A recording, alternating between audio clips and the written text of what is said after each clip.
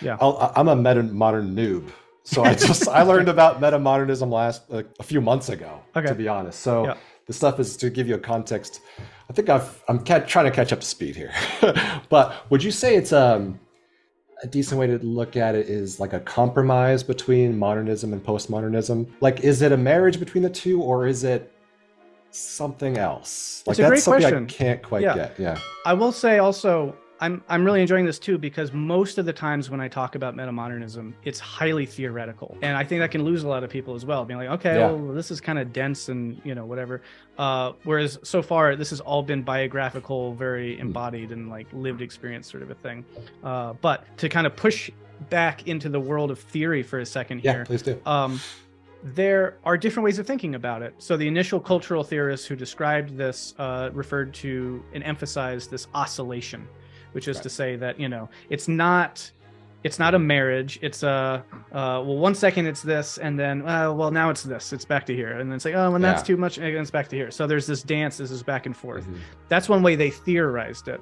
Yeah. I actually think that's not the best way of theorizing it. And so other people have theorized it differently, and I'm more sympathetic to that, which is more of a synthesis, right? And then you get dialectics involved here that like modernity represents a thesis, postmodernity represents an antithesis, and then metamodernity is this. Now, again, the early theorists were like, no, that's not what we're saying. And I don't really know why. I think they're kind of protesting too much, but even other people, I mean, Raoul Eshelman of performatism makes that case. And there are other theorists who are like, no, this is just the best way to look at it. And I think those folks are right. So the way I would say is it is a kind of superposition or a mixture of different sensibilities that hold each other in check. You can almost think about it as there's this thing called opponent processing in cognitive science, right? And in various systems work this way, where two things are sort of in contrast to each other, but it's by means of that they actually create a thing.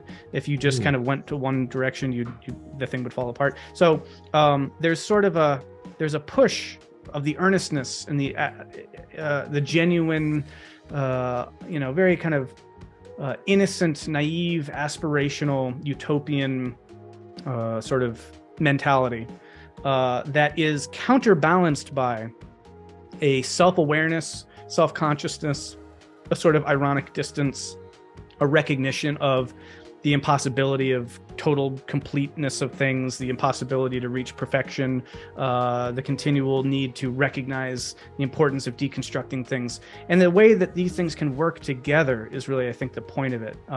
So that, both of them, you get the best out of both of those modes, right? And the thing about postmodernity, arguably, is that it's all critique, it's all deconstruction. And by the end of it, you just have rubble. The failure of modernity and modernism is just it's all utopian, naive idealism, and then by the end of it, it actually ends up with totalitarianism and like really awful, like look at what Le Corbusier wanted to do to Paris, just like, wow, that would have been awful.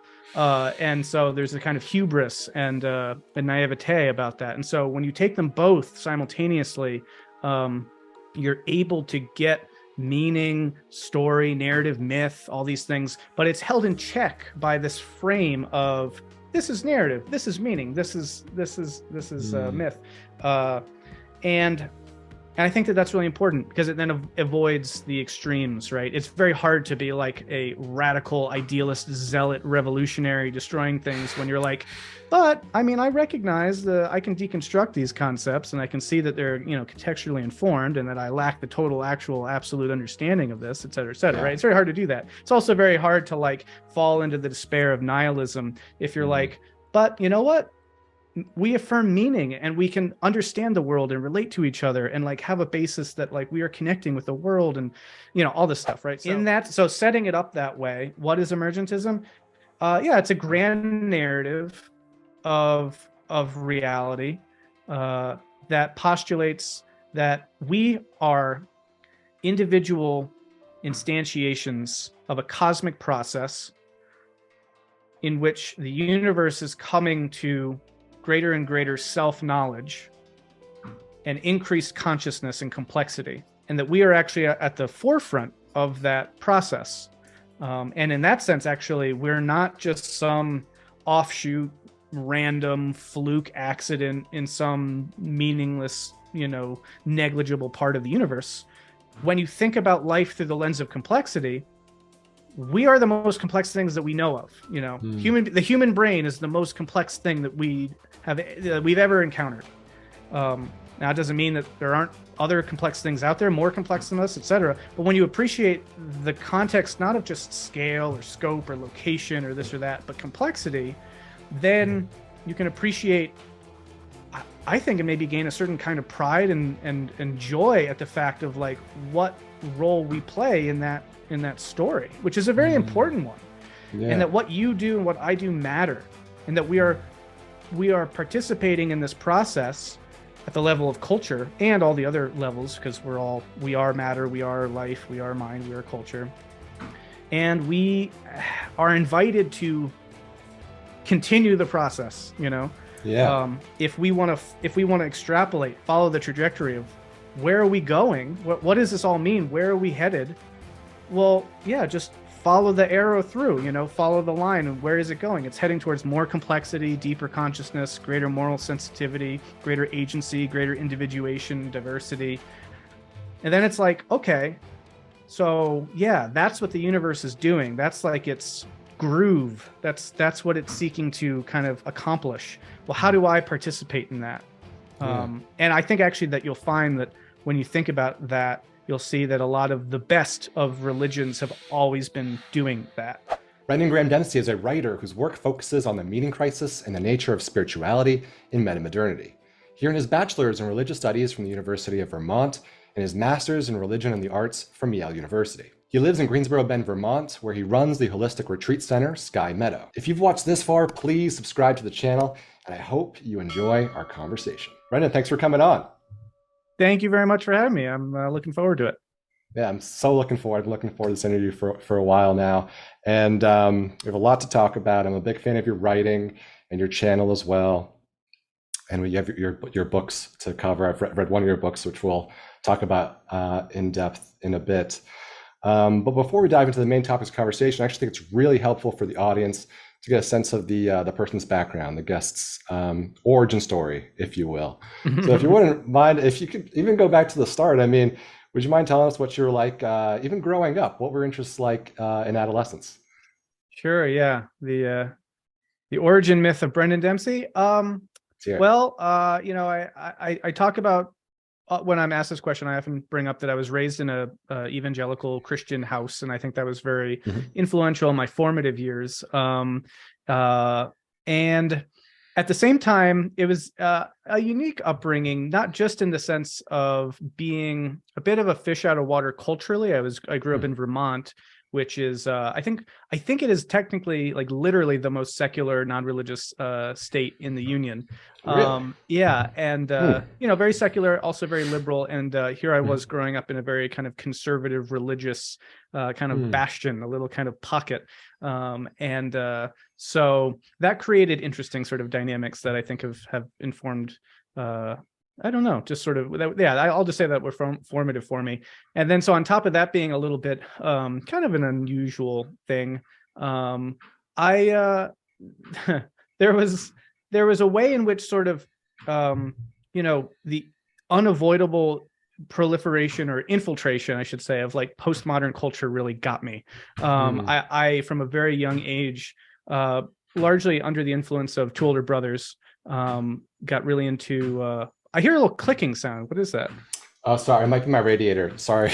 Oh, that's it happens fine. Occasionally. I'm very, I apologize for it. I've done everything I can to try to fix it. Oh, okay, no worries. I wasn't sure if that would cause any issues or anything, but no, okay. Yeah.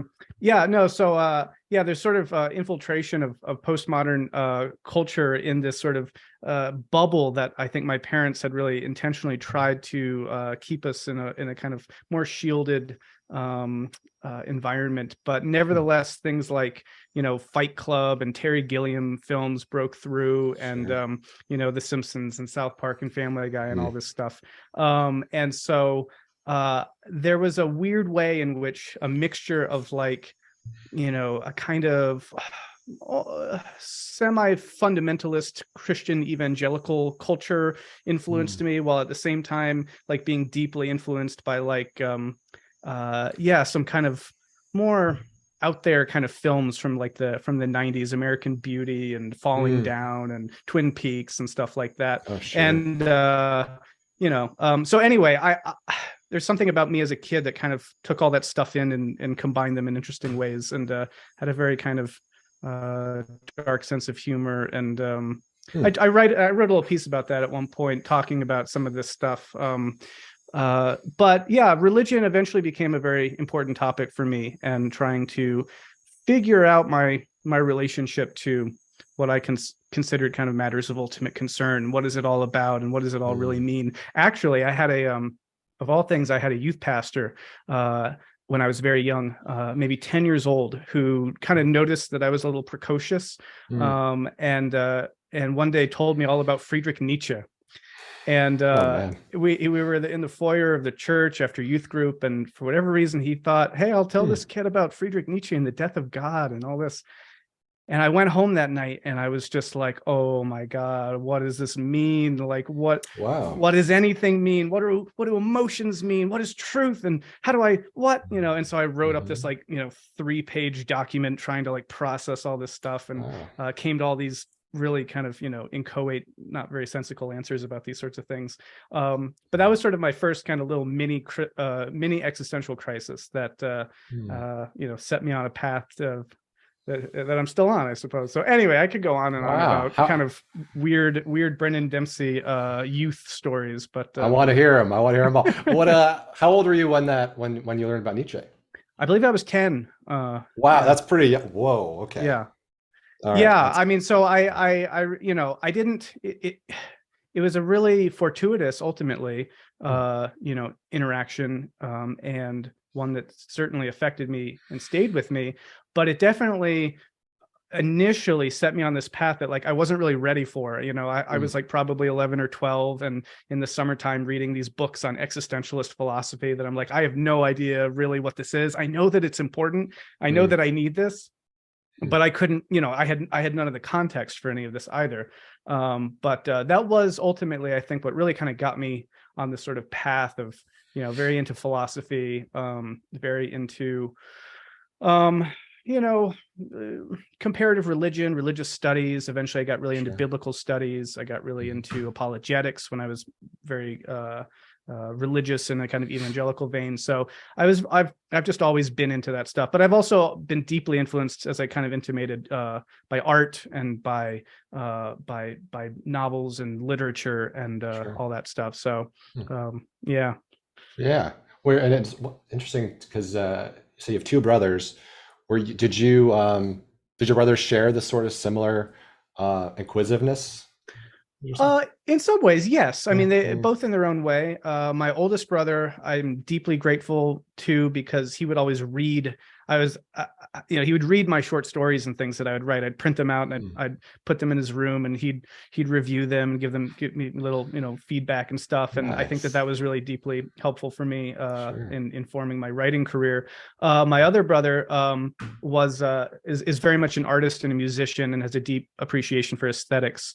So he was where I got a lot of this, I got turned on to a lot of awesome music through him, and to a lot of great films, and I think that kind of aesthetically really shaped me. So in their own way, they kind of gave certain influences. Cool.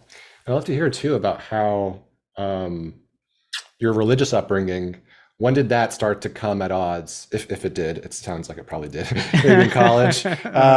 When did those two immovable forces, when did they start to interact with each other? Yeah. When did the unstoppable force meet the immovable object? That's what I was trying to get at. Yeah.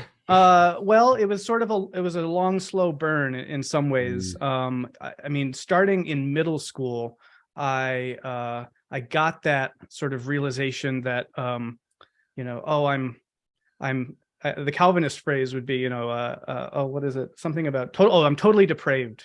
I was totally depraved, and I needed, redemption and all this stuff. And I kind of really felt that, that's a whole long story in itself.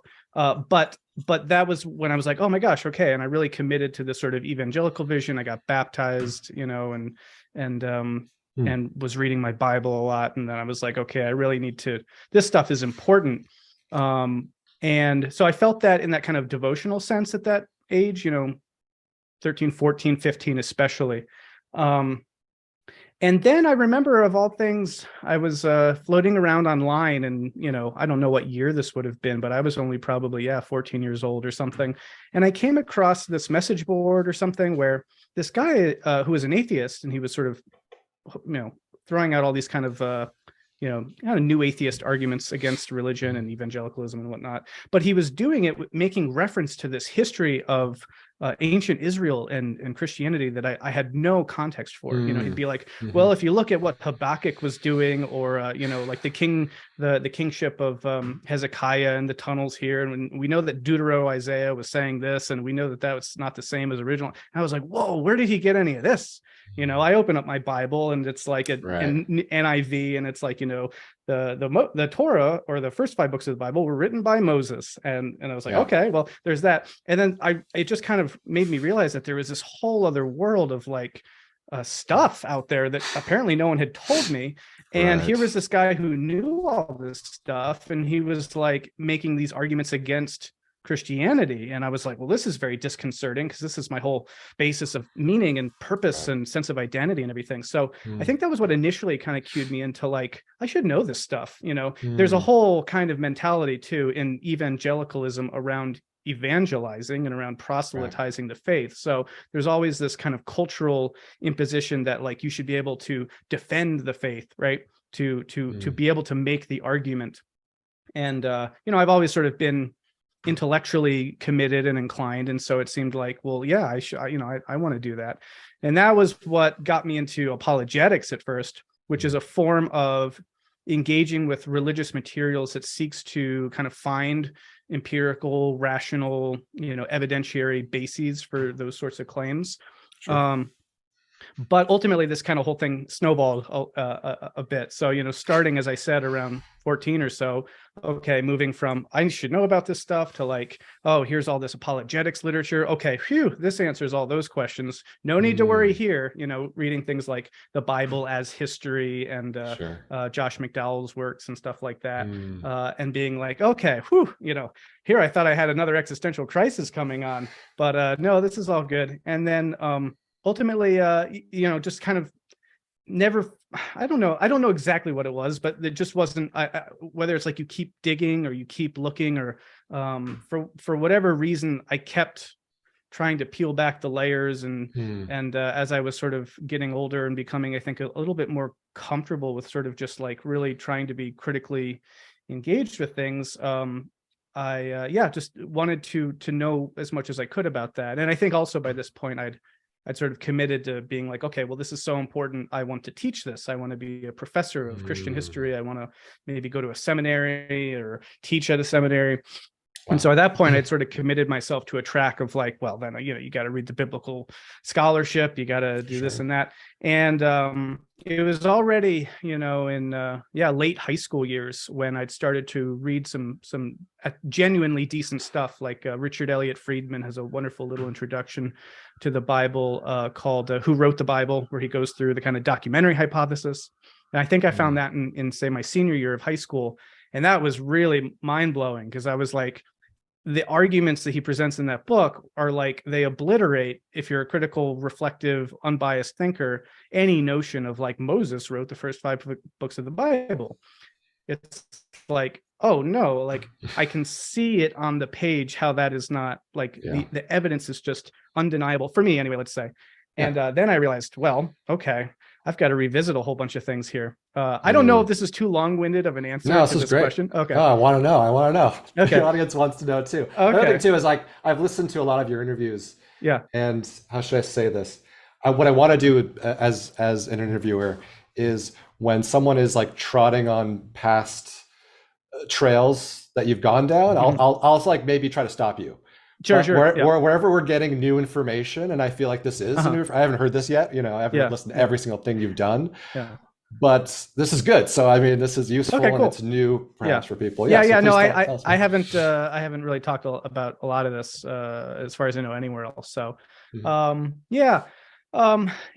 so from there there were some there were some how would I put it, kind of near dangers, near threats. There were some near collisions in my existential moorings. There's a particular expression, it's not coming to me at the moment, but near misses or something, when I was sliding doors. Yeah, well, yeah, there's this, like, I would have been 16, 17, 18, where the doubt came back. It's like, okay, well, the fissures start to reappear here, and the more you kind of chip away and dig away at things, you're like, this raises some important questions. And there were multiple moments where I got very close to the edge of like, no, this can't be, and then something might happen that could kind of pull me back. And anyway, to try to kind of wrap this up a little bit, it wasn't until college, where I started out as a philosophy major, quickly changed to religious studies and classics, because I wanted to learn Greek and Latin and Hebrew and all that stuff, as well as be working in the field of like taking courses on the Bible and Christianity and all this stuff. But in that context, I really got to deepen my explorations of things, and a lot of the material that had really at this point started to capture my attention. I'd sort of worked my way by this point. I was sort of comfortable with a lot of paradox and nuance. Donald Miller wrote some a particularly great book called Blue Like Jazz, which was sort of in the evangelical scene. That was sort of, hip and progressive, but also still kind of evangelical enough that people were comfortable with it. Folks like Rob Bell and stuff. And I kind of felt like, okay, I can do this Donald Miller, Rob Bell, Christianity thing.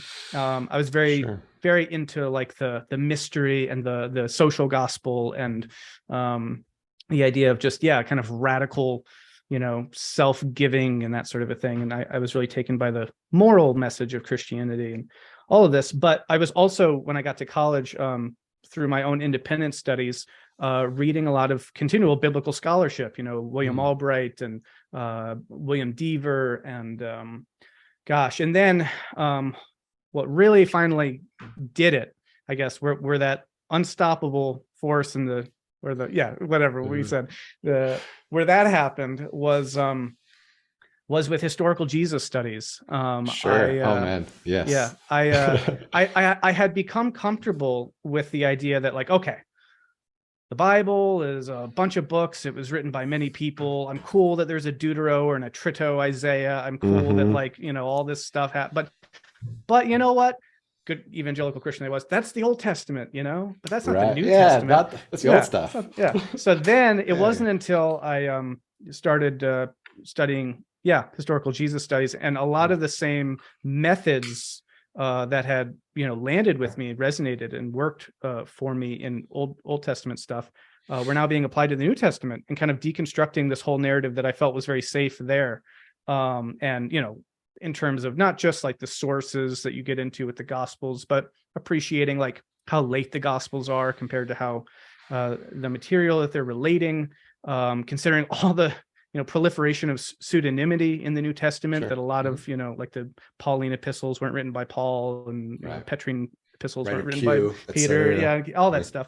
But really what really kind of did it in was the kind of study of the appreciation, first articulated by Albert Schweitzer, and then later picked up on by others, most recently, I guess, by Bart Ehrman, was that Jesus was an apocalyptic prophet. That really, when you read the Gospels, especially the earliest, the first one, Mark, you get an apocalyptic message that frames things in a way that was so fundamentally, I think, disturbing, which is like, Jesus thought that the end of the world was going to happen. It didn't, so he was wrong. And if you read his entire moral message, in that context, it's a very different message. It's like, hey, it's sort of like, don't generate bad karma when the world's going to end in a few days and you want to get to heaven. You know what I mean? Like, that's sort of one way of reading it. And so, the whole tension between how do we live in the world versus how do we just try to escape the world is sort of all bound up with this apocalyptic message. And, something about that radical giving of yourself was sort of reframed in this sort of like, well, I guess if all you're trying to do is like force the kingdom of heaven into being, then you'll live pretty radically. You'll give up all your stuff. You'll come follow the way of Jesus. You'll pick up your cross, but is that a way to live if you don't think that the world is going to end, right? What does that actually mean about like living as a spiritual person in the day to day and all that stuff? So it really upended my whole way of thinking about this. And that was finally where I was like, gosh, when I take this all into account, it's so many epicycles adding on to this sort of Ptolemaic, thing that eventually it just falls apart. And I remember reading, this was my junior year of college. I was reading Faust. I was reading not Dr. Faust. I was reading Goethe's Faust. Yeah. And that book opens up with Faust in his study, and he's like, alas, I've studied medicine, medicine, science, and alas, theology, and here I am no wiser than I was before. Well, I'll give myself over to necromancy and see what's there for me. And I was sort of like, okay, all right. So that was sort of like the dark arts. Well, and for me, that was nihilism. For me, that was the spirit of negation. It was the hedonistic plunge, and that begins sort of a different phase of my life. But that was sort of the break. Anyway, I've been rambling, but that's young Brendan. This is very interesting. It's fleshing a lot of stuff out, and I think giving just a lot more context as to your background and who you are as a person. I love to hear this kind of stuff, because this is who you are. This is your foundation. This is what built you up. Yeah. And I can relate in a lot of ways. And it's so funny you say the historical Christ, because I was raised Catholic. I went to Catholic school from pre-K to 12th grade. And then I went to Brown University, which is like a hellscape for a Catholic. It's like the exact opposite. I was like, oh my God, what is happening here? It was a very abrupt shift. And it wasn't right away, but gradually just started to chip away, this secularism or whatever. But I was still, but up until the very end, I was going to church every Sunday. I was starting to doubt, halfway through college, and had this depressive period where I was just like constantly thinking about God and the meaning of life and the God question. And it was my last semester, I took a class on religious studies, and it was about the historical Christ. And I finally, for the first time in my life, learned about, the real world Jesus who existed. And it just started to just pull away the layers of my faith, if it makes any sense, it started to call into question a lot of stuff. And so it's funny that when you say historical Christ, that just hit me so hard. That is, it's tough. It's a doozy. The doozy, yeah. And it's part of the process, and a lot of people go through it, and you have to and I can also commiserate with like this sort of, at some point you just throw up your hands and you say, I don't know, and I'm just going to go for pleasure, and then that's a disaster. And then you have to come back and realize, okay, how do I build a worldview, a way of life that sustains. So that's awesome. I'd love to get into then metamodernism a little bit, and we can actually continue sort of this narrative, the story of how you discovered metamodernism. And I do want to plug, I think you have just an excellent YouTube series on postmodernism, which I know like leads into you have videos on metamodernism as well. But that's just, it's so well done. The visuals you put in, your speaking voice, your reading voice is like chef's kiss. Thanks, man. Appreciate it. Really great. And I'm listening to it and I'm like, I could learn a few lessons from Brendan. So I love it. I love the style. I love what you're doing. I love the musical choices. The top notch. I highly recommend. I'll link to at the end. I'll say this as well. But in the description of this video, we'll have links out to all your stuff. So for people who are listening and watching, like, please check that out. But so actually, if we could get to metamodernism, if you wouldn't mind, if you could keep tracing your story. No, they kind of that's sort I'm of, sure. I kind of assume they would. And like, I don't think we have. I'd love to leave like the bulk of the conversation to emergentism, because I think that's that's your core work, and that's more yours. So I do want to get there. So if we could do like touch on maybe like give the audience a little flavor, because a lot of people listening to this aren't going to be familiar with postmodernism, even what that is. Maybe they've heard of it, and even fewer people will be familiar with metamodernism. So let's like lay the groundwork for those topics. I'll do a little what would it be, sort of a biographical take on discovering metamodernism in that sense, and set it up that way. So, after this sort of existential collapse, my own kind of personal meaning crisis, I graduated, in the process of which, my entire career was now shot. I'd set my whole career trajectory as becoming a professor of Christian history. And, late in my junior year, I'm like, oh, wait, I can't do that.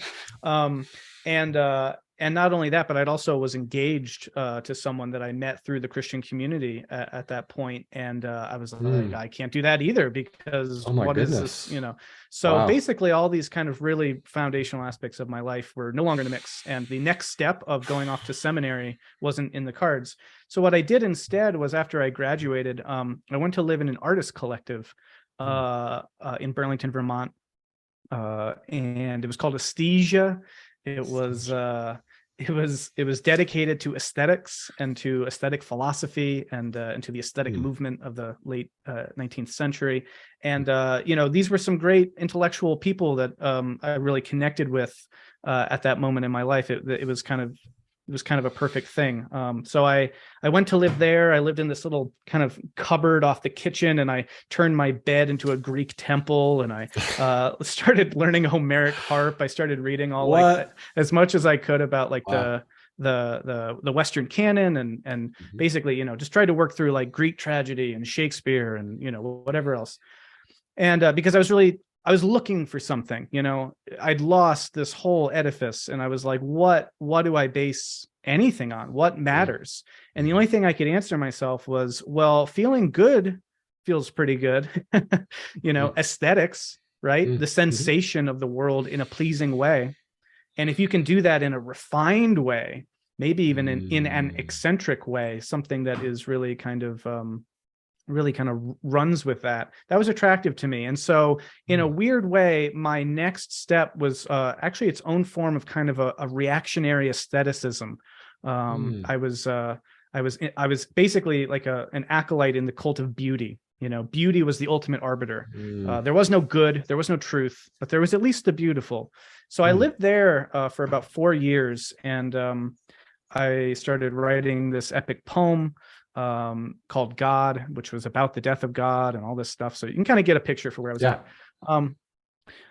I went and I did some traveling in Europe and lived there briefly for a little bit. But when I was in Italy in particular, I started noticing these things that were just really hideous. Especially when you're in Italy, but Europe in general, there's just like so much beauty. It's just like, wow, just the cities are just like intoxicating. And especially if you're like an aesthete and you're just I lived in Vienna for a while, so it was just like, wow, next level. But in Italy, I was just like, wow, this place is incredible, it's so beautiful, this is so perfect. Why don't we live like this? Why is there not more beauty in the world? What's holding the beauty back? But I'd see these occasional like just garish marks on that beauty, little things. It might just be like a little installation, architectural sculpture, or it might be like a new bridge that was put in, or it might be the distant new city versus the old city. And I would just I'd be like, it's so ugly, what's going on here? So I wanted to find out what was going on. And so I started reading cultural studies stuff, and acquainted myself with the histories of modernism and modernist art, and with postmodernism and postmodernist art. And in this kind of reactionary phase was like, that's it. That's the problem. It's all right there. We did this, thing. We turned all modernist and then postmodernist, and turned our backs on beauty and this and that. These are, I think these narratives need to be talked about because they're very pervasive right now, and it's like very interesting to like see how people are still picking up on this and feeling it. And, and in some ways, oftentimes very dangerous ways, it is very reactionary and destructive. But in any event, I found modernism and postmodernism through that. And I was able to now kind of track this sort of cultural thing that was happening.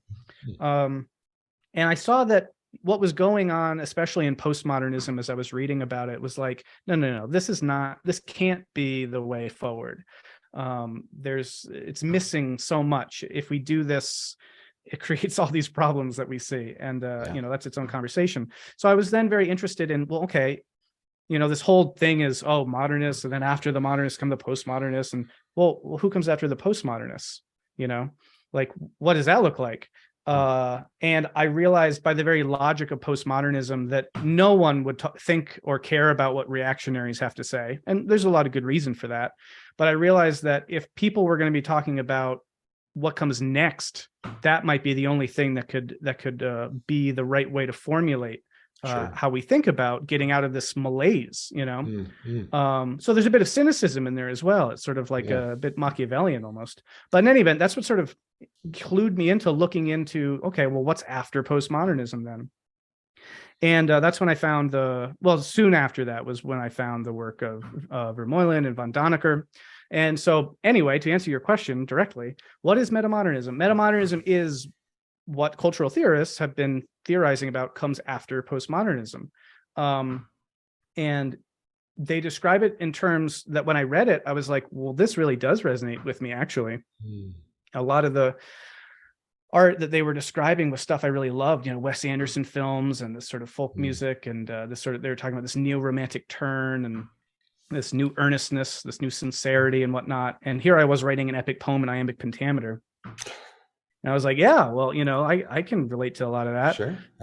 It's return to grand narrative thinking. So metamodernism, as it was initially described by the Dutch cultural theorists, is basically, it's this new structure of feeling, new sensibility, a new cultural kind of period after postmodernism, in which a lot of that cynicism and the irony and the kind of deconstructive ugliness that goes into the whole postmodern thing is put into conversation with, let's say, the kind of utopian aspirational striving and kind of enlightenment project of modernity. And these things kind of oscillate back and forth between each other, so that there is, on the one hand, this reintroducing of some of this earnestness and the sincerity. But as soon as that is done, it gets immediately sort of undermined with a like, well, but we're self-conscious about this. Like, we know that we're being sincere and ironic, or we know that we're being sincere and genuine, right? It was sort of a way of also kind of getting out in front of a lot of the critiques of things that are genuinely valuable, but often have really nasty pitfalls, like, naive sincerity and idealism and that sort of a thing, right? It's led to a lot of bad things, but if we give up on them completely, then we're sort of up a creek. And so it seemed like there was this kind of cultural need to somehow bring them back, but not in a reactionary way. Now, one thing I will say here, actually, and again, I haven't talked about this, but when I think back about my own trajectory through this, there are certain moments where I think were very key. I had a friend at this time who was a poet, bohemian poet, artist. And, I was sharing with him drafts of my epic poem in iambic pentameter. And he's like, yeah, it's good, but it sounds like it was written 300 years ago. And I was very upset by that, and on the one hand, I'm trying to bring back beauty and earnestness and all this stuff. But on the other hand, I'm like, I had to agree with him that what I was doing was reactionary. And it was one of those seeds of a critique that at first I fought against, but then the more I lived it out, I realized, yeah, he's right. Actually, I am just I am pining for a lost past. I am angry and frustrated about the state of the present and this and that. And I'm basically just trying to go back. And I think that that's not accidental where I was coming from, which is basically my foundations had been, knocked out from under me existentially. So it made sense that I would turn to find some kind of stability somewhere. And I found that in this sort of golden age artistic period of the past. And that was very transformative, I think, in the long run. I also started to see who I was becoming as an aesthete. Once you kind of make aesthetics your lodestar, ethics falls away, right? And you can justify all sorts of things if you're like, well, all that really matters is this looking good. All that matters is beauty. And I found that this had a very corrosive impact on my person, on my just who I was in the world. And I was starting to become something very ugly. And I fortunately got out of that. After my 4 years, I'd finished my poem and I got accepted into Yale Divinity School's Religion and the Arts program. And I moved out of that artist collective, which I think was really necessary. and started interacting with people who had a different relationship to religion and to faith, and was able to have really meaningful conversations with people about art and aesthetics and spirituality. That was all very transformative. Anyway, though, just to wrap up the metamodernism bit of that, that part stayed with me, though. I realized in the whole process, and it's, it's hard to tell a linear version of this because all these things kind of blur together and have different aspects to them. But there was a means by which reorienting towards the future became very important for me. I saw what happened when you try to orient your life towards a lost cause, towards, towards the past, and you live as a retroactive, regressive, reactionary minded person, and the bitterness that causes and the kind of stagnation, right? And so it became very clear to me that whatever we do, it has to be forward looking. And it doesn't have to mean that we just love the postmodernism thing and just, well, that's what it is. And so we need more shoddy artwork and deconstructive nonsense. Like there was at least a little bit of a blueprint of like, okay, we can go forward, but we can do that in a way where we can actually start to bring into those conversations and that art, meaning and narrative and myth and all this stuff in a way that felt really, I think, was really crucial. And so part of this is, I'll say this bit and then I'll stop because I'm rambling, but part of what I want to do with my work, why I think it's really important, is I know what that's like. I see it everywhere a lot now. I mean, arguably, maybe more than arguably, the whole Trump thing, our whole period, of the sort of alt-right thing that then happened, and just like the whole political climate that shifted, the rise of neo-fascistic thought. People are desperate for not just, and we'll get to this, I'm sure, but not just meaning, but like, this sort of, what would you call it? There's an aesthetic component to this. There's a moral and an ethical component to it. But in short, people think that the only way forward is to try to reclaim something that we've lost. Right. And I think that that reactionary attitude creates huge problems. And more than anything, we need a way forward that can bring from the past what is of value, but also brings everything else in a way that can temper that and can attenuate it in a way so that we do that responsibly, and we do that in a way that is actually developmental and grows and makes things better. So that's a big element that I want to try to communicate in my work, if that makes any sense. Yeah, no, it does. I think you do communicate it very well in what I've read of yours. And I do want to jump into emergentism in a bit, but before I just want to maybe a bow on metamodernism, because I'm a metamodern noob. So I learned about metamodernism a few months ago, to be honest. So the stuff is to give you a context. I think I'm trying to catch up to speed here. But would you say it's a decent way to look at it is like a compromise between modernism and postmodernism? Like, is it a marriage between the two, or is it something else? Like, that's something question. I can't quite get. Yeah. I will say also, I'm really enjoying this too, because most of the times when I talk about metamodernism, it's highly theoretical. And I think that can lose a lot of people as well, being like, okay, well, this is kind of dense and, whatever. Whereas so far, this has all been biographical, very embodied and like lived experience sort of a thing. But to kind of push back into the world of theory for a second here. Yeah, please do.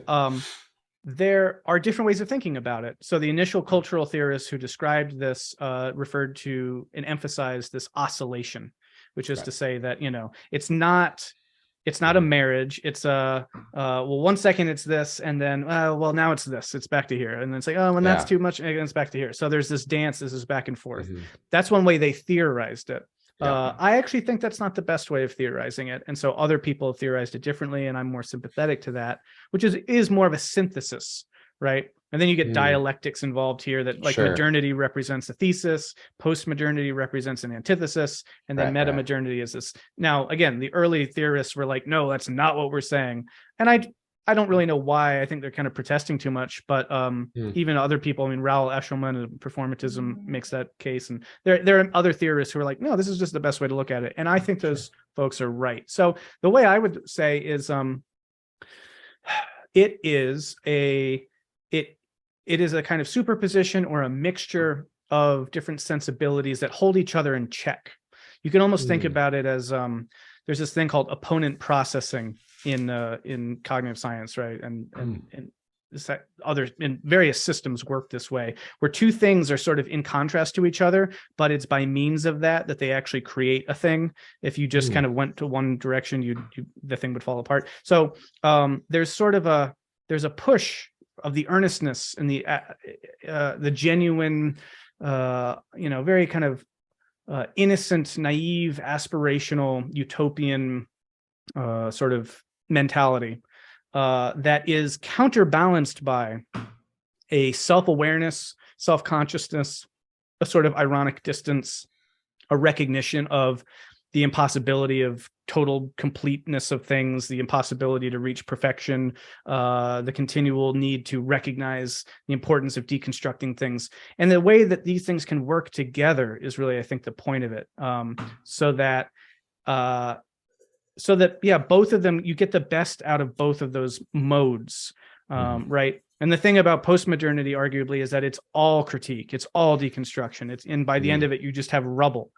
The failure of modernity and modernism is just it's all utopian, naive idealism, and then by the end of it, it actually ends up with totalitarianism and like really awful, like look at what Le Corbusier wanted to do to Paris, just like, wow, that would have been awful. And so there's a kind of hubris and naivete about that. And so when you take them both simultaneously, you're able to get meaning, story, narrative, myth, all these things, but it's held in check by this frame of this is narrative, this is meaning, this is myth. And I think that that's really important because it then avoids the extremes, right? It's very hard to be like a radical idealist, zealot, revolutionary, destroying things when you're like, but I mean, I recognize I can deconstruct these concepts and I can see that they're, contextually informed and that I lack the total, actual, absolute understanding of this, et cetera, right? It's very hard to do that. It's also very hard to like fall into the despair of nihilism if you're like, but you know what? We affirm meaning and we can understand the world and relate to each other and like have a basis that like we are connecting with the world and all this stuff, right? So yeah Okay, very interesting.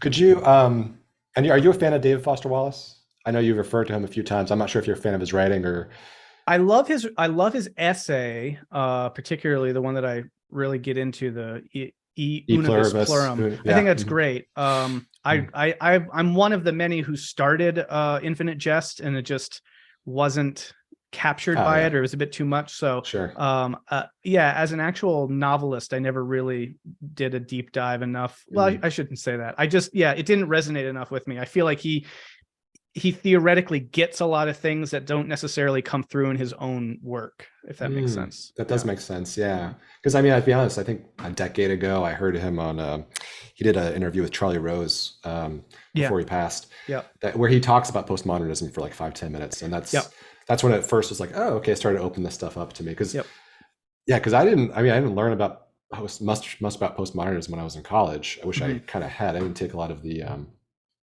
say like cultural studies, that kind of stuff. But if you could finish this analogy, okay, if postmodernism is to Seinfeld as metamodernism is to that's a great question. What would be the analog? So I'll caveat by saying I don't watch a lot of television. Okay. But I'm also, I'm aware enough of what the cultural studies folks are talking about. So you could say I've heard that Ted Lasso is a very metamodern show. Oh, interesting. I've heard what else? Community, I think a lot of people have said is very metamodern. Interesting. It's a little bit easier. I still am, I wouldn't say a film buff, but I like films. And so it's a little bit easier for me to go at it through that lens. I would say if you've seen at all the movie, Everything Everywhere All at Once, that is a very metamodern film, and actually self-consciously so. The directors said, yeah, have you heard of metamodernism? This is what that's about. Nice. Or not about, but it's in that vein. So I can. There are elements of Rick and Morty that are very metamodern. Certainly the earlier seasons. There's this element, right, where like Rick is the nihilist. He's the one who knows everything. He's disillusioned and disenchanted, right? Because he's seen it, and he thinks it's all just sort of, he can deconstruct everything. And yeah, he really is despairing and nihilistic, and in some of these episodes, almost kills himself. But then Morty is sort of this naive, oh boy, Rick, like kind of go lucky guy, and the way that they play off of each other is both it's humorous and whatnot, but there's then the tenderness that comes in, right? There are these moments where like Morty might be in danger of dying, and Rick will like actually try to save him. And there's a scene where like he actually hurls himself into the void of space to like save Morty, and he's like, I don't know why I'm doing this, nothing really matters, this is just like blah blah blah, but he still felt compelled to do it. And because love, because of all this, and or there are these other instances. There's this moment where Rick thinks he's gonna die, and he's like, oh, help me, Jesus Lord, I'm so sorry, like I've done all these terrible things, blah blah blah. And then like he pulls it out the last second, and he's like, haha, screw you, God. And so there's this kind of like, I think they play with that like, there's this tenderness and this vulnerability about like what we are as humans and our existential lot and how we relate to each other, that comes out in some of that. And it gets a little bit dissipated in the later seasons, but that might, I would posit maybe that as an example. I have to that's so much. Have you seen this movie RRR?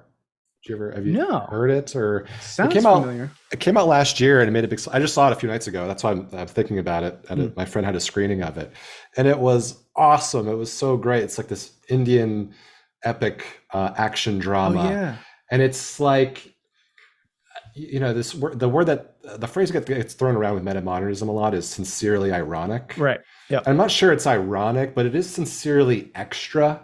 If you're familiar with that term, it's just like so over the, but it's done with a certain amount of heart, and yet it's also outlandish and just over the top, but it's done so seamlessly with each other that it balances it out in such a way that it's really well done. We talk about cringe, right? And if anyone is just sort of like, I know that I'm being cringe, but I'm still going to be cringe, I think that's a very metamodern sense. Right? It's like, I know this. It's not that I'm naive about it. I know that this is cringe, but I still am saying it because there's something there to that. And so you got both the self-conscious irony and the earnestness simultaneously. And it creates affordances. I mean, it's not just this is a cool theory. It allows you to do things. It allows you to explore new cultural terrain that I think is real, that opens up many possibilities, right? Especially when postmodernism is like the death of art, the death of the author, the death of everything, the end of history, right? Metamodernity is like, no, like there are new horizons here. There's stuff more to be done. And that's a big part of my work too, is like, there's a lot more to say. Yeah, let's talk about that. So you've written / edited 6 books, right? In the Metamodern Spirituality series. Correct. Written them all. I pose as an editor because you're posing. Okay. Yes. You see, it's sincerely, it's sort of a Kierkegaardian authorship, right? So I'm using different authors to, in some ways, represent different, if not perspectives on things, and at least characters who have a particular focus. So rather than it being, this is Brendan Dempsey saying X, Y, and Z about everything, it's a group of authors who are expressing a bunch of perspectives on metamodern spirituality, if that makes sense. Got it. That's super helpful. Okay, so you've written them all, but you're quoted as an editor to kind of keep the thread line through. Right, exactly. So could you trace a bit of the arc of the series, and then I do want to allot for most of the time, as much time as we have left, to emergentism. Like I want to like land there and spend some like 20 minutes or so on that. But if you could you trace the arc of that series? Sure. So volume 1 is called Metamodernism and the Return of Transcendence. It's written by A. Severin, who is a character who's an adjunct lecturer who basically, was trying to theorize what comes after postmodernism, and then found metamodernism. And so he gives sort of an overview of what is metamodernism and how does this relate to these sorts of ideas. So that's kind of his character and his figure, and a lot of people have found that book helpful for trying to just situate, what is metamodernism and how does it relate to meaning, let's say.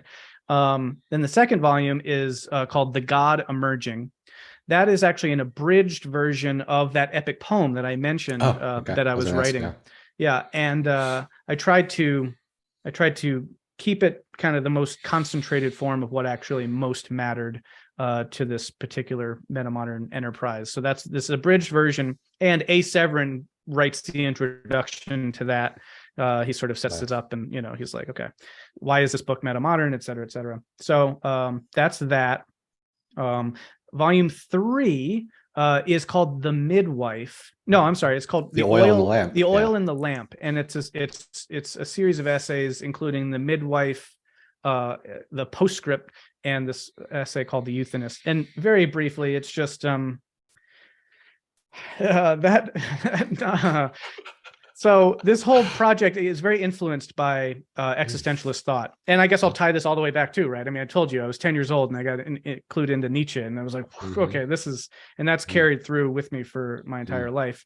When I was at Yale Divinity School, I took a class with John Hare on Kierkegaard, and that also, really saw deep connections with what Kierkegaard was exploring and how he was battling with modernity and irony and this kind of corrosive sort of proto-postmodernism that was, affecting society through mass media and whatnot, and our current contemporary situation. So I wrote an essay exploring those two, bring in David Foster Wallace in that essay, and talk about kind of comparing Kierkegaard and what he was trying to do to this other project of that I'm trying to do, which is sort of reimagine the sacred. And in some ways, he was trying to do something similar. So I lay out sort of in that volume, which I don't think a lot of people actually probably even read, but I kind of am saying what I'm doing in the series a lot in that volume, but it's kind of secondhand. It's kind of third or fourth hand. It's like it's a way of talking about making myth interesting, using ironic sincerity and reflection to try to re-engage meaning and all that stuff. And then there's an essay by someone talking in a kind of Nietzschean register about the death of transcendence, and basically inverting the entire paradigm of transcendence in such a way that by the time you reach the other end of it, you have an immanence that is fully transcendent. I don't know. It's kind of hard to explain. There are these images in Nietzsche, especially in The Birth of Tragedy, where it's very mystical. It's a very mystical kind of approach. And I think if you really grok like a kind of Nietzschean philosophy, you see spirituality show back up again, and it's like, and even to the degree of like, the dancing satyrs replace the, swirling angels of the Empyrean and all this stuff. So anyway, that's what that book is about. Probably the most esoteric kind of weird one out there. The next one, volume 4, is called Building the Cathedral. And I'd say that besides Emergentism, that's probably the most important and kind of meaningful book in terms of distilling what it is I'm trying to communicate to a lot of people. It's about personal mythology. It looks at Jung and how Jung discovered that idea in A Crisis of Meaning, and what he did to kind of come out of that. Clearly, I'm very interested in crises of meaning, right? I mean, this is important. And so what do we do about crises of meaning? How do we get ourselves out of that? How do we not just fall into the void? And so it's about coming up with personal images and symbols for that deep ground, that source, that sacred, whatever you want to call it. And then the way that a project like that could actually be part of reimagining the divine collectively, right? That we could be doing this in community with each other and weaving together our various myths and symbols. And then volume 5 is called Gospel. This is where I really wanted to bring into this series, what I had been doing with my biblical scholarship. And, I had my Greek, I wanted to employ that somehow. And basically what it is it's a fake gospel. It's presented as this gospel that was discovered by this person, and it's sort of, but it's a forgery essentially. But here's the thing: it's a forgery, and there are essays in the book that explain how it's a forgery. Okay, but there are also essays in the book that explain, well, it's a forgery, but does that mean it's not true? And then and the kind of metamodern end of it is sort of like, well, it's a forgery, but like it's better than true because of that.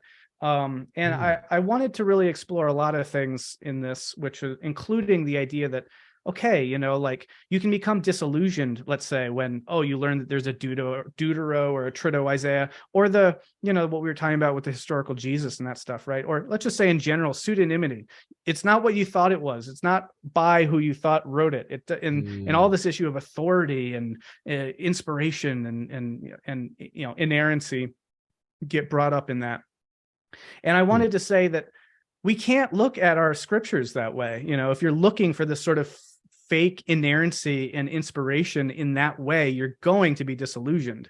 So why not just accept that it doesn't matter in that sense? Like, oh, well, it's called the Book of Mark. Was it actually written by Mark? Well, who was Mark? And, you know, once you actually study those things, they disappear. You watch them become deconstructed. And so I wanted to try to do a reconstructive move with the gospel of being like, well, what if we invent a gospel?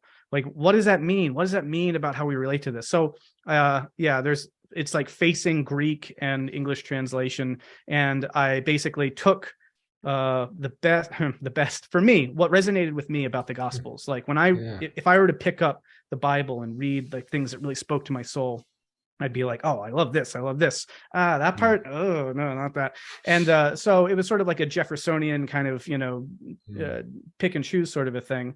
And then I also mixed that in with, you know, other Greek texts like Pseudo-Dionysius and other mystics and Plotinus and stuff. I wanted something I could relate to devotionally, and I wanted to construct it. And I wanted to know I'd constructed it, but I wanted to still relate to it devotionally, if that makes sense, right? And that I think is a very metamodern sort of a thing. So anyway, I get to speak about it. Now, the most recent book is volume 6, which is Emergentism. So we can talk more about that now. But in many ways, the arc of this is sort of, here's metamodernism. Here's a kind of instance of a metamodern epic about the death of God and the rebirth of the sacred. Here's how this whole series is kind of hanging together through this pseudonymous conceit that allows us to make myth interesting again. Here's what this bigger project is about in terms of personal mythology and building this cathedral and doing this communally together and reimagining the sacred together. Here's a version of that expressed using traditional material that we can reform, repackage, re-represent in some ways that we can bring this metamodern sensibility to in a devotional way, still within the context of a religious tradition. And then emergentism is sort of, here's a distillation of everything that I've been thinking about in this whole journey of mine spiritually, basically since my youth pastor infected me with Nietzsche, all the way to the present moment in terms of thinking about how do we redefine and reimagine sacredness after disillusionment, after meaning crisis, after postmodernity, after all the critiques of modernity and postmodernity. What does spirituality look like on the other side? How do we frame that in a broad, grand narrative in itself that bakes in the notion that spirituality itself evolves? And then, trying to think about it in a kind of religious sense that way, and trying to really appreciate that this isn't just a bunch of theoretical concepts and ideas. It's actually like, we can live this way. We can live meaningfully in relationship to these ideas in a religion-like manner, I guess, is sort of what that is about. Yeah, the religion that's not a religion, right? Yeah.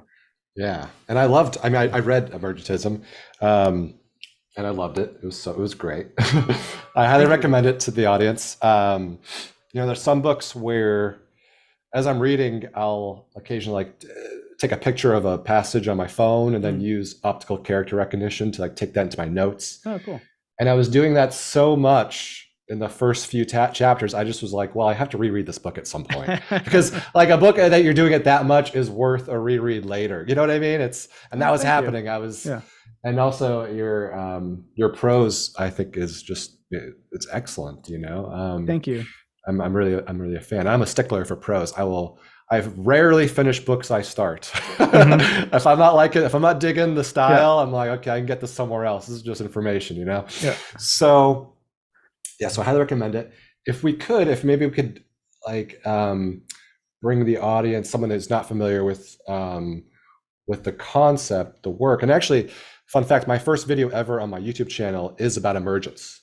Yes, I That's where watched that. It's very good. started. Oh, Yeah. thanks. I Yeah. appreciate that. Yeah. Thank you. It's short. It's like 3 minutes long. Yeah. But I knew about the concept a little bit. I learned about it, and I was like, let's put this together. I think it's a good starter, because things Yeah. emerge from what, right? Yeah. So, would you mind just giving people just a high level definition of what emergence is? Sure. Emergence is,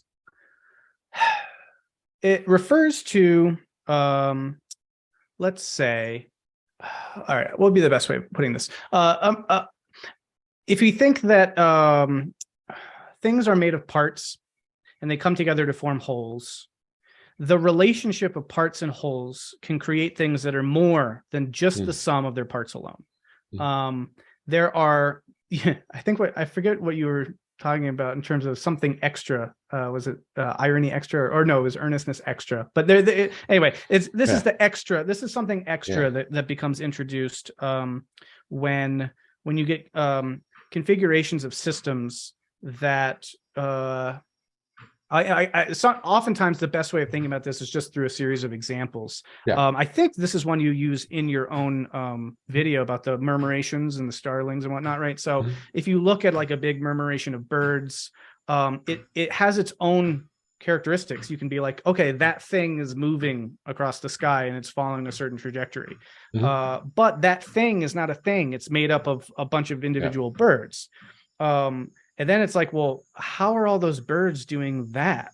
And emergence and complexity science in general studies the way in which those individuals work together through kind of local contexts to create higher order level patterns that, kind of appear at scale, let's say. Another example would be like water. Water is wet. Right. But when you zoom in on an H2O molecule, it's not wet. So where does wetness come from? Well, you've got it emerges, right? And there are lots of different ways of conceptualizing and theorizing emergence, strong emergence, weak emergence, this and that. But the main point is that you get emergent properties when something irreducible to the parts gets generated by the interaction of those parts. So it's a lot about relationships of things. It's about a holistic way of looking at things. We're seeing it in its full context and how things are all relating and generating second order phenomena. I don't know. I'm not sure if just hearing that would be a helpful. It took me a little while to understand. I was presented with some of these ideas back in college. A woman I was dating at the time was really interested in complexity science, and actually my university made complexity science a spire of excellence at the time. Stuart Kaufman came there. Wow, cool. I didn't understand it. I didn't know what it was about. I think I had dinner with Stuart Kaufman once, and I was sort of like, what are these people talking about? Now I look back and I'm like, oh my God, like, that was awesome. But so it takes a little bit to kind of figure it out. But once you kind of get the core idea, you're like, oh, well, this is very interesting. And one last thing I'll say about that real brief, and I think maybe this can help kind of rubber meets the road here. It says my internet's unstable. I'll wait for a second. Okay. Can you hear me now? I can. Yeah. Thank you. Okay, cool. Okay. So like, one of the things that can really cause a meaning crisis for people is when you feel like everything is just reducible to its smallest part, right? If I'm just like, oh, what is Brendan Dempsey? Well, Brendan Graham Dempsey is just a bunch of cells, and what are cells? Are just a bunch of molecules, and we're molecules. So I'm just atoms. I'm just atoms, right? That word "just" is so crucial, right? It's like, what is anything? Well, love is just, chemicals. Love is just hormones or whatever, right? It's like as soon as you do the just, you've reduced something really valuable. And so one of the things that emergence helps us to appreciate is that there's actually that's a really bad theoretical methodology there. That you lose the very thing you're studying at certain points in certain contexts if you try to reduce it. So that's what I mean by irreducible, right? I am not reducible to my atoms. You could not get all my atoms and lay them out on a table and be like, oh, okay, now we understand Brendan Dempsey, right? It's the way that those all relate to each other and this patterns of information, and then the personality, which would be like an emergent property of how I interact as a result of all that, et cetera, et cetera. So irreducibleness, emergent properties, more in the sum of its parts. Yeah, that's great. No, it's a wonderful definition. And it's funny because it's something that is so essential. It's one of your big ideas, or it's the thing that you're building off of. And yet it's still difficult to define, right? Sure. It's like still, oh, okay, you have to see it, you have to think about it, Yeah, put it down, come back to it, yeah, and then you can kind of get it. But I think, yeah, some greater than the than its parts is kind of, there's something else that emerges, something else that just comes that you can't really predict before the parts come together to do it. It's something that maybe is surprising in a way, Yep. oftentimes is. And I think one of the, like, I can't remember if it's the second or third chapter in your book that you go into it in depth. And I actually read this book over the holidays, Bobby Azarian's Romance of Reality. Oh, cool. Yeah. Which is a fantastic book. Yeah, I mean, yeah. I was reading it. I think you said this over the interviews, like, man, if I had 10 years, was a lot smarter and a better writer, then this is the book I would have written. You know, Yeah, it's like yeah. this guy is putting it all together. I'd love Yeah. to interview him too. I'd love to get in touch with Bobby and talk to him, because that book is fantastic. So much good material in there, and that really gives it a supportive base, like a solid foundational, like, this is real science. We're not messing around here. This is not Right. mysticism. This is reducible stuff. And we're taking it different places, but it's great. And of course, also you talk a lot about Greg Henriquez's You Talk. And I interviewed him a few months back too, as well. I got to learn so much about his theory around that. Yeah. If you wouldn't mind, I mean, for the Romance of Reality and that piece and how it kind of pulls in, this idea around the free energy rate density. Yeah. And it's still something I'm trying to grok, and maybe it's because I haven't found, maybe. I really like visuals and seeing things in motion, especially, and kind of like getting things together. But the way I can, the example it's, I think in the book, is like water whirling around a drain is actually optimizing for something akin to learning. Is that, am I making? Yeah, no, it's right. Is that kind of, please, can you? Yeah. Okay. So this is sort of like the core. This is the core setup for a lot of this narrative here. So, gosh, if I've been rambling up till now, forgive me if I need to try to pull some pieces together here and go on for a little bit. But, okay. I'd have to break that down a little bit into a couple things. I think one of the reasons I loved Bobby's book, it was because, and actually I can tie this again back to my kind of biography for a second. When I found Metamodernism and I was involved in that scene, then there was published a book by a pseudonymous author named Hansi Freinacht, who was doing his own Metamodernism thing that brought in all this stuff from developmental psychology and integral theory, and at least was informed by all of that stuff. So that got me then on that trail. So then I started reading all of Ken Wilber's works, which, good and bad, but some stuff is really, especially Sex Ecology Spirituality, which I think is where he's at his best, is like an amazing book. And I read that, and then I was like, oh my gosh, this is really tying things together. And then I basically tried to read the primary sources that he was drawing from. And that's where I came to Eric Chazon and Ilya Prigogine and all this other stuff coming from non-equilibrium thermodynamics. And I was like, so as I'm reading all these books, this narrative is starting to come together. I'm like, okay, this all has to do with energy, second law of thermodynamics, and that energy organizes things. And then from that comes complexity, and from that comes consciousness, and blah, blah, blah, blah. And that's when I found Bobby's book. And he's like, and he just tells that story. And I was like, yes, thank you. Yeah. Thank you for doing this, because I can write the next book now, not that one. So, so what that story is, I think, is a way that ties together everything. For people who are familiar with your conversation with Greg, he's got that U-Talk model. It's a layered emergent levels of cosmic evolution, matter, life, mind, culture. And he has a whole theory that shows that these are information processing systems, et cetera. And those are all irreducible, right? So like I can't, as a cultured person, as we talk as cultured people, I cannot reduce that interaction to what's going on at the level of our biology. It just doesn't make sense. They're crossing information processing systems, right? So there's that's where some of this emergent stuff comes in. But basically, this cosmic evolutionary process that started 13.8 billion years ago and led from whatever is behind matter, let's say the quantum gravity flux or whatever, to matter, to life, to mind, to culture. That is the big story that we're talking about ultimately. So basically, where do we come from? What do things mean? Where are we going, et cetera? That's the big context for all this. Now, when you tie it all back, you can see that these are complexification stacks, that things are complexifying from matter to life to mind to culture. Yeah. And what is complexity? Complexity is when you have more and more parts in greater numbers of relationship coming together, integrating, and then producing those emergent properties. So that's this cosmic process of cosmic evolution that's been going on. Now, when you kind of follow that all the way back to the matter level, to like, what is it? What's at the base of this? Which isn't to say it explains it all. It just means that like, what's sort of the engine or the drive of this thing? When you zoom in at that level, you're looking at energy, right? I mean, energy is what physics is about. We now know that matter and energy are interchangeable, E equals mc squared, all that stuff. So, and energy is mysterious too. I think there's a lot more to this story that remains to come out, because I reckon we are not properly theorizing this once we get a better sense of what energy is about, but that's aside. Anyway, energy is, well, I'll put it this way.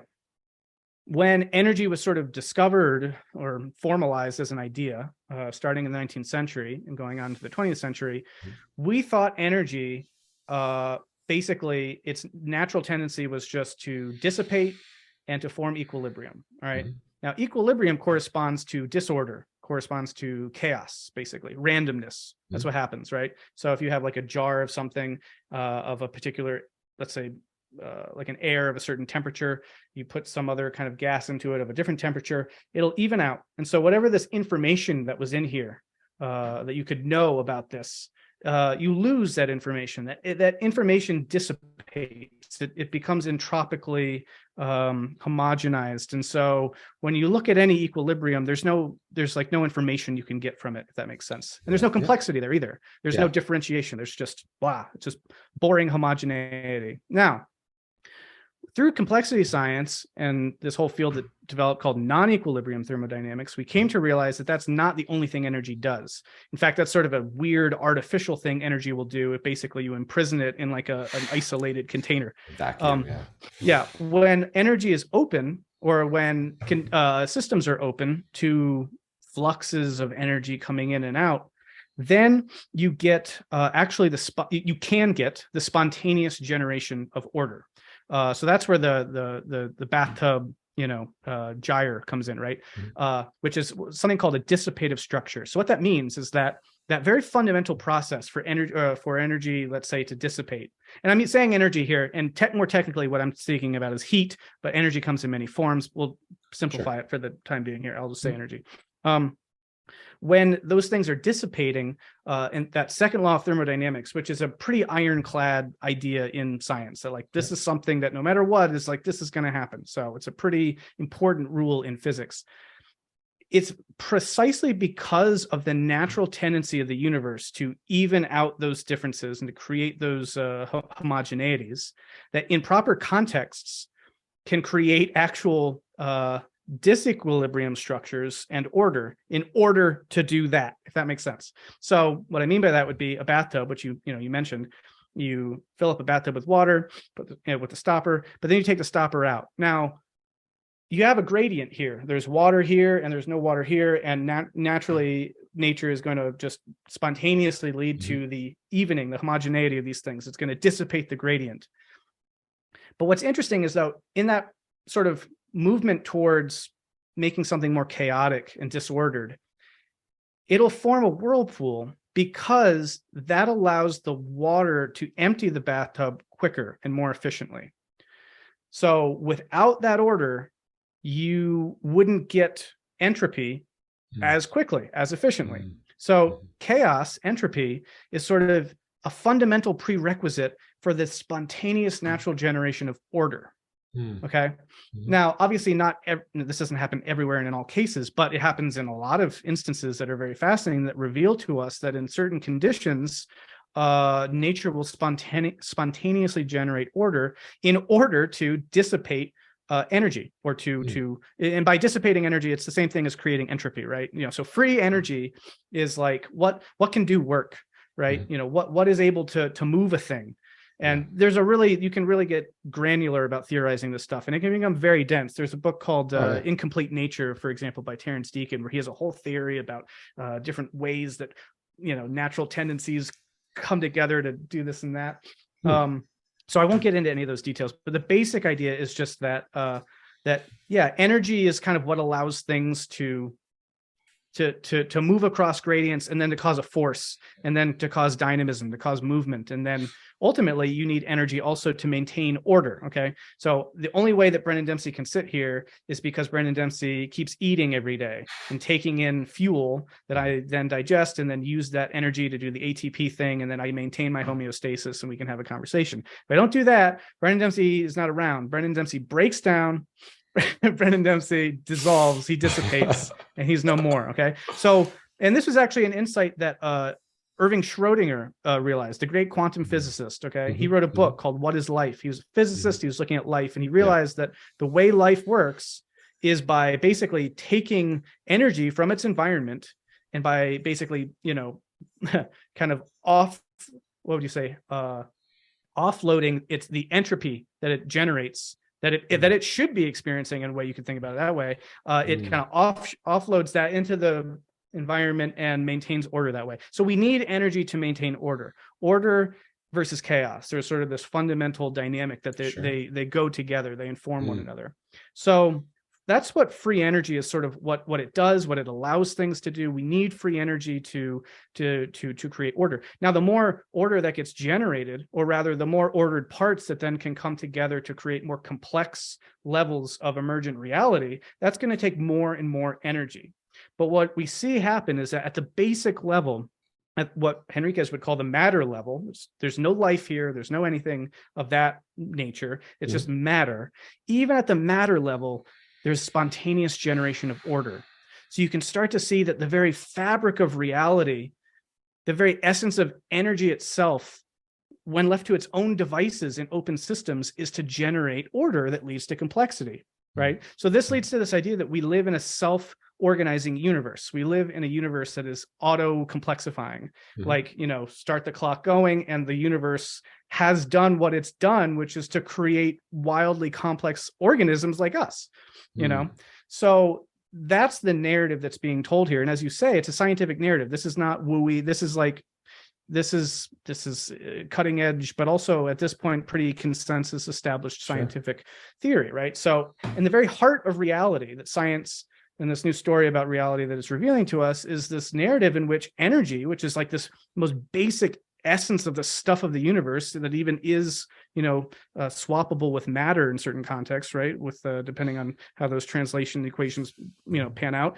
Energy, which is everything, is naturally complexifying. And then from that process, you can follow how a structure like a whirlpool, let's say, and the dynamics that are going on there lie behind the origin of life itself. Now, this is a theory still at this point, right? So we haven't been able to do this in a lab yet, though there's very fascinating work being done by people like Jeremy England and others who have shown how the very dissipative adaptation he calls it dissipative adaptation because actually there are proto-Darwinian aspects to this, right? So you actually start to see what we think about as happening only in the biological level or at the level of life starts to creep down, bleed into the level of matter itself, in the sort of universal Darwinistic element, in the sense that what is being retained, right? Selective retention. So in a weird way, right? The question about, is your bathtub gyre, like, what's going on there in terms of a learning process? Yeah. It's like, okay, let's say this. So energy, the complexity scientist Harold Morowitz has a helpful quote here, which is that energy serves to organize what it flows through, basically. So we need to think about energy as a sort of organizing force, something that brings structure, basically. And we can draw also on other things like the constructal law and other stuff to think about that. But basic idea is that, as I said, there's a self-organizing process at play. Now, energy, or rather entropy, which is sort of the the loss or the breakdown, the dissolution of that free energy. Entropy is what happens both to like heat and to just energy broadly, but also information. Okay, so information can be compared to entropy. And in fact, if you look at Claude Shannon's, the information therapist, basically it's the same equation, right? Now, this becomes a bit convoluted and complex, but basically the idea is that organisms or things persist by being able to most effectively dissipate the energy that is coming into their system. Okay. Now this is true of living organisms, but you can go back to like the work of Jeremy England that I mentioned, where dissipative adaptation leads to the formation of structures using that free energy flowing through them. The formation of structures specifically aligned to or adapted to the kind of information coming into the system. Does that make sense? This is very kind of... You just lost me. Okay. You had me up until that last statement. Okay, so like Jeremy England, one of the things he does is let's say there's a frequency of light coming in, okay? So you're kind of shooting light at something. Now that has energy. You could think about it as the introduction of energy into a system. But light is also, it can come in different frequencies. Now, what he showed is that the structures of the things that now in this case we're talking about things like oil conduction beads, right? And I encourage anyone who's interested in this thing, like you can go on YouTube and look up conduction beads in oil and look at what some Japanese researchers did, for example, which is they shoot electrical currents into these plates of oil beads and conduction, and they form these like little worm-like kind of structures. Okay, I've seen this. So yeah. These are parts coming together in some ways to form specific structures that conform to the energy coming into the system. That energy coming into the system is what's allowing them to form those structures, but they're also forming to dissipate the energy that's coming into that system. Do you see what I mean? So there's a simultaneous thing that's going on. Now, to go back to that example a second ago about like light of different frequencies, if you're not zapping these conduction beads, let's say you're using a particular frequency of light, the kinds of structures that will form will be different depending on the frequency of light coming into the system. That's like one way to think about it, right? So that the very structures that are forming are adapting to the particular kinds of energy inputs coming in.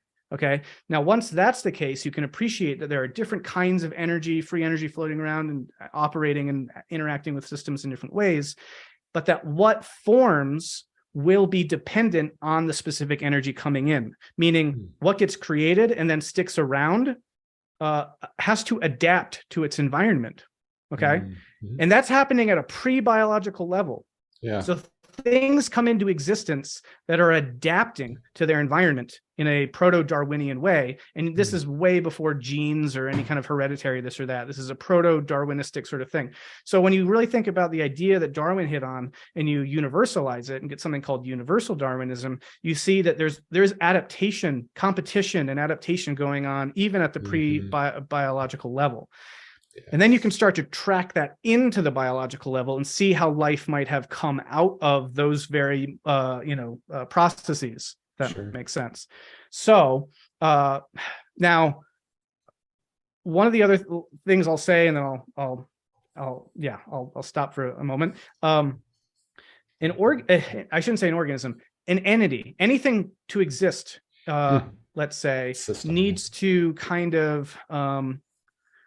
There needs to be some interaction with its environment in the way that we're talking about that has information as a part of it. Now, this is much clearer when it comes to life, let's say, where you get, like my DNA holds information in it that allows me to be adaptive in my environment, right? But arguably, you can see this even into kind of a pre-biological level where if that's the case, and we're still seeing that there are these proto-Darwinian kind of processes, even at the matter level, then there's some kind of information that's being processed, you could argue, in that context, right? That like the very dissipation of certain kinds of information and the generation of certain kinds of energy or entropy, you could say, is itself a kind of information maybe safely you could call it a proto information processing system. But basically, and this becomes a lot clearer. I mean, this is the most kind of contentious element of this, and probably speculative. It becomes a lot clearer at the levels of life and of mind and culture, because basically what you're seeing is just that for things to be to evolve, to adapt, to come into being, and to be retained by the environment, which is to say not be destroyed for whatever reason, so being able to successfully dissipate the free energy, they need to be processing some kind of information. And so matter to life, you get DNA. Your DNA is processing information about the environment. It's encoding in DNA at the level of the species. Mind, which is where nervous systems show up, is where you're actually experiencing reality and you're able to retain memories of your experience and that sort of a thing. So that's information processing in a very clear and obvious way, all the way to culture, which is where language is a symbolic information processing system, where, again, very clearly we can understand how that's engaged in information and learning. But the point is, you can see that process, you can actually trace it all the way down that stack. It starts to become a lot more qualified and attenuated and less interesting in some ways as you go down that stack. But the fact is, this conversation has some thermodynamic relationship to a whirlpool, let's just say, in a kind of fascinating way. That same process that dictates the whirlpool leads to dissipative adaptation, leads to the evolution of life and mind and culture. And here we are talking, and it's a learning process. We are gaining better, more accurate information about the world and the environment that we inhabit, and we are preserving that information and carrying it forward and refining it and updating it. And so our world models are getting updated. We're learning, and this is the big case of the book, we are the universe. So the universe is learning through us. Right. All right, I'll stop. That's my. Wow, that was great. Oh my God, that was wonderful. I hope that made sense. Really, I don't know. People could watch it and be like, what on earth are they? It did make a lot of sense for me, because I have a little bit of knowledge of like information theory, and I did a video on the edge of chaos, which I know isn't as hot an idea as it used to be like 20, 30 years ago. I feel like, I don't know, I feel like Melanie Mitchell wrote, she wrote a paper kind of bringing it down. And I feel like ever since then, early 90s, I want to say, ever since then, it's lost its juice, I want to say. I don't know. I feel like the research around it, or it might be just the fact that it's like not useful, or it's more like a property than it is an explanatory thing. But I don't know. Maybe I just watched it. Well, I just watched a video on this, if by edge of chaos, like, the criticality, basically. And my understanding was that what happened there was like people discovered this idea, and then it was like, oh my gosh, we can apply this to so many things. But then as the research kind of became more mature, we just saw that it's very nuanced, right? It's itself a very complex idea that needs to be interwoven in other things. So I think maybe the reason for that was a lot of people were like, oh my gosh, we have the answer for how all these things work. And then as people studied it more, they're like, oh no, this is a thing and it's crucial, but it really connects with all these other things and has all these other variables to it we have to consider. So that could be part of that. Maybe, potentially. And I also want to be just conscious. Do you have a hard stop right now? Or no, I'm good. I'm going clearly. Okay, awesome. That's great. I'm glad. Yeah, because I have way more to ask you about your book, Emergentism. I mean, we could go on and on about this. I mean, like autocatalytic sets and just there's so much here. I didn't realize. Yeah, you really came with some specific questions. Oh yeah, yeah. So that's I came with more than you could possibly have time for, because you never know. But the learning thing, it's so interesting. Okay, but I do want to table that just for a little bit, because, and also I'd love to get in touch with Bobby if I could. I'd like to like interview him about that book, because I have to read it a second time probably, because there's so much in there, and I'll at least, like, as you know, I can cover stuff on my channel, like I did last week, a video on Gödel, Escher, Bach, which you've probably read. And so I could do like maybe a video lecture on it, but to talk to him would be really nice. So let's talk about emergentism. Let's talk about the book and how you're able to bring together these big ideas. Well, one, emergence, like Bobby's work, which sort of coalesced and brought a lot of these ideas together in just a wonderful package. Greg's work, and let's talk about emergentism and what that is, and what this like religion of complexity is. Yeah. And yeah, can you define it? I mean, can you speak Sure. to a little bit? And I have specific questions about it, but if you just to Yeah. proffer us up. Yeah. So maybe I'll just set it up by framing it, maybe, and this is helpful too, now that I've gone a little bit through my background, to kind of frame it in relation to that, right? So I've noted where I came from religiously, and kind of the very kind of conservative, even kind of fundamentalist sort of strain of religion that is still very popular.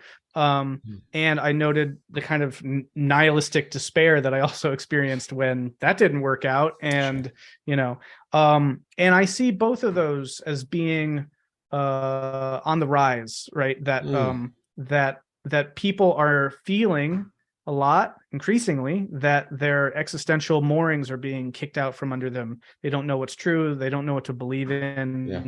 They have a sense that the fundamentalist stuff isn't right, it's too simplistic, but then they don't really feel like there's anything else besides, well, I guess we're all just sort of, naked apes, and with no purpose here. We kind of show up on a fluke and nothing really matters. So, why not just kind of do what we can to amuse ourselves?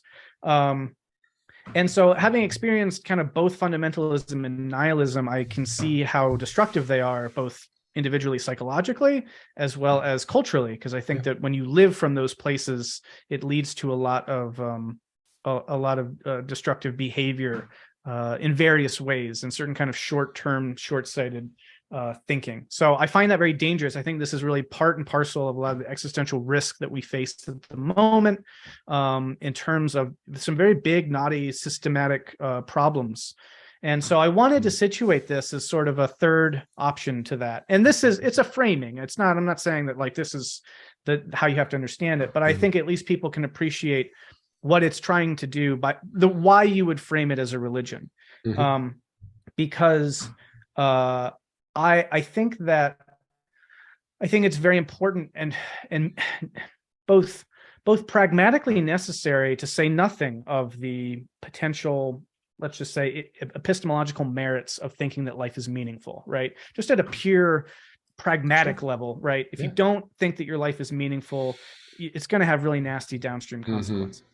And that's why you're so obsessed with the meaning crisis, right? That's just true. I mean, one of the things that you say that I thought of, I forget which philosopher said the only philosophical problem is suicide. I forget who said that. Camus, I think. Okay, Camus. And it makes me think about it because you get there because of a lack of meaning. So if that's the real problem, you have to take a step back and say, well, how do you get there where that's a problem? And it's because of a lack of meaning, right? I mean, yes, I think so. And I think that we are at that space. We're at that point. Many people are at that point in their own individual lives, but I think we're also doing something like that collectively. Right. And that's a bigger point that I think is important. Yeah. Now, again, I having been made all too aware that we can't just look back, we can't just try to, reclaim some, glory days of old traditional this or that. We need to move forward. But when forward apparently is presented to you as, all right, well, then you've got to come to grips with science. And science says life is meaningless. We're all just accidents. We're all just meat suits moving through space. Then basically, I guess, okay, we have to commit to nihilism. And I want to say that's a false dichotomy. Yeah. So the challenge then, or at least the project would be, well, is there any way of understanding like reality as science is revealing itself? No, as reality as science is revealing it to us, is there anything about that where we can identify something that could actually be a solid ground of meaning and purpose in your life? I think that that's how we should be thinking, because we should try to be in accord with, in alignment with what is real. And it's precisely the challenge, I think, for a lot of people to do that while simultaneously thinking that life is meaningful, that's creating this big meaning crisis for people and collectively. So what I'm trying to do is basically articulate a way of thinking about human life as meaningful in light of what specifically complexity science has revealed about reality. And a lot of what I just said is sort of the that's sort of the dry academic expression of what could also be expressed as a religious grand narrative. You know, if everything I just said is true, that the universe is undergoing a billions year long cosmic evolution towards greater and greater complexity, and which is itself a learning process of gaining greater and greater accuracy about the world or reality, which is to say the universe is gaining a sense of its own reality because we spring up from the universe itself. Then I think we have a narrative that could work that way if we appreciate that we ourselves are participating in a process of complexification, of coming to learning and self-knowledge about the nature of reality for reality itself, let's say. And there are different ways you can express that then. Now, I separate the book into, like, the first part is logos. It's just, here's the evidence, here's the science, you know. Second part is called mythos. And I think that distinction's meaningful, right? I don't want to try to do a simple equivocation here, a simple conflation, because then we're going to get in trouble. You know, I don't want to, I'm not saying people can just talk to your neighborhood complexity scientist and say, you know how we are God coming to self-knowledge? It's like, no. What we're doing is a translation process. We're taking what we know about reality that science has helped us understand better with greater clarity.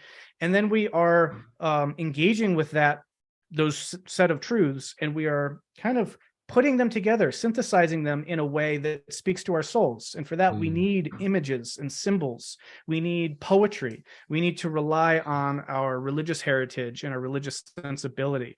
And so we need to frame the story that science has been telling us about reality in religious terms so that we can live meaningful lives in accordance with reality itself. So that's what the book is trying to do. And in that, so setting it up that way, what is emergentism? It's a grand narrative of reality that postulates that we are individual instantiations of a cosmic process in which the universe is coming to greater and greater self-knowledge and increased consciousness and complexity. And that we are actually at the forefront of that process. And in that sense, actually, we're not just some offshoot, random fluke accident in some meaningless, negligible part of the universe. When you think about life through the lens of complexity, we are the most complex things that we know of. The human brain is the most complex thing that we've ever encountered. Now, it doesn't mean that there aren't other complex things out there, more complex than us, et cetera. But when you appreciate the context, not of just scale or scope or location or this or that, but complexity, then you can appreciate, I think, and maybe gain a certain kind of pride and joy at the fact of, like, what role we play in that story, which is a very important one. And that what you do and what I do matter, and that we are participating in this process at the level of culture and all the other levels, because we are matter, we are life, we are mind, we are culture.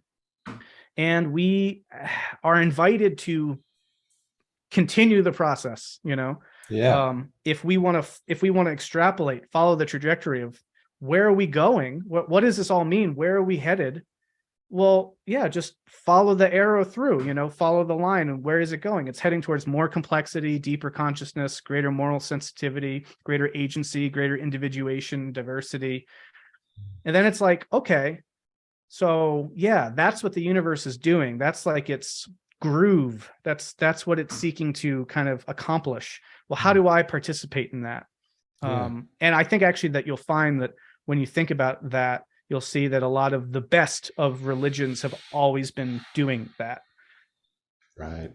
Oh man, that was great. Wow. That was a wonderful encapsulation, I think, of the book and what you're aiming for. And I am 100% on board. I'm with you. It's actually funny because you'd asked before we started recording this podcast, you did ask me what I was trying to do with my channel or like my audiences. Yeah.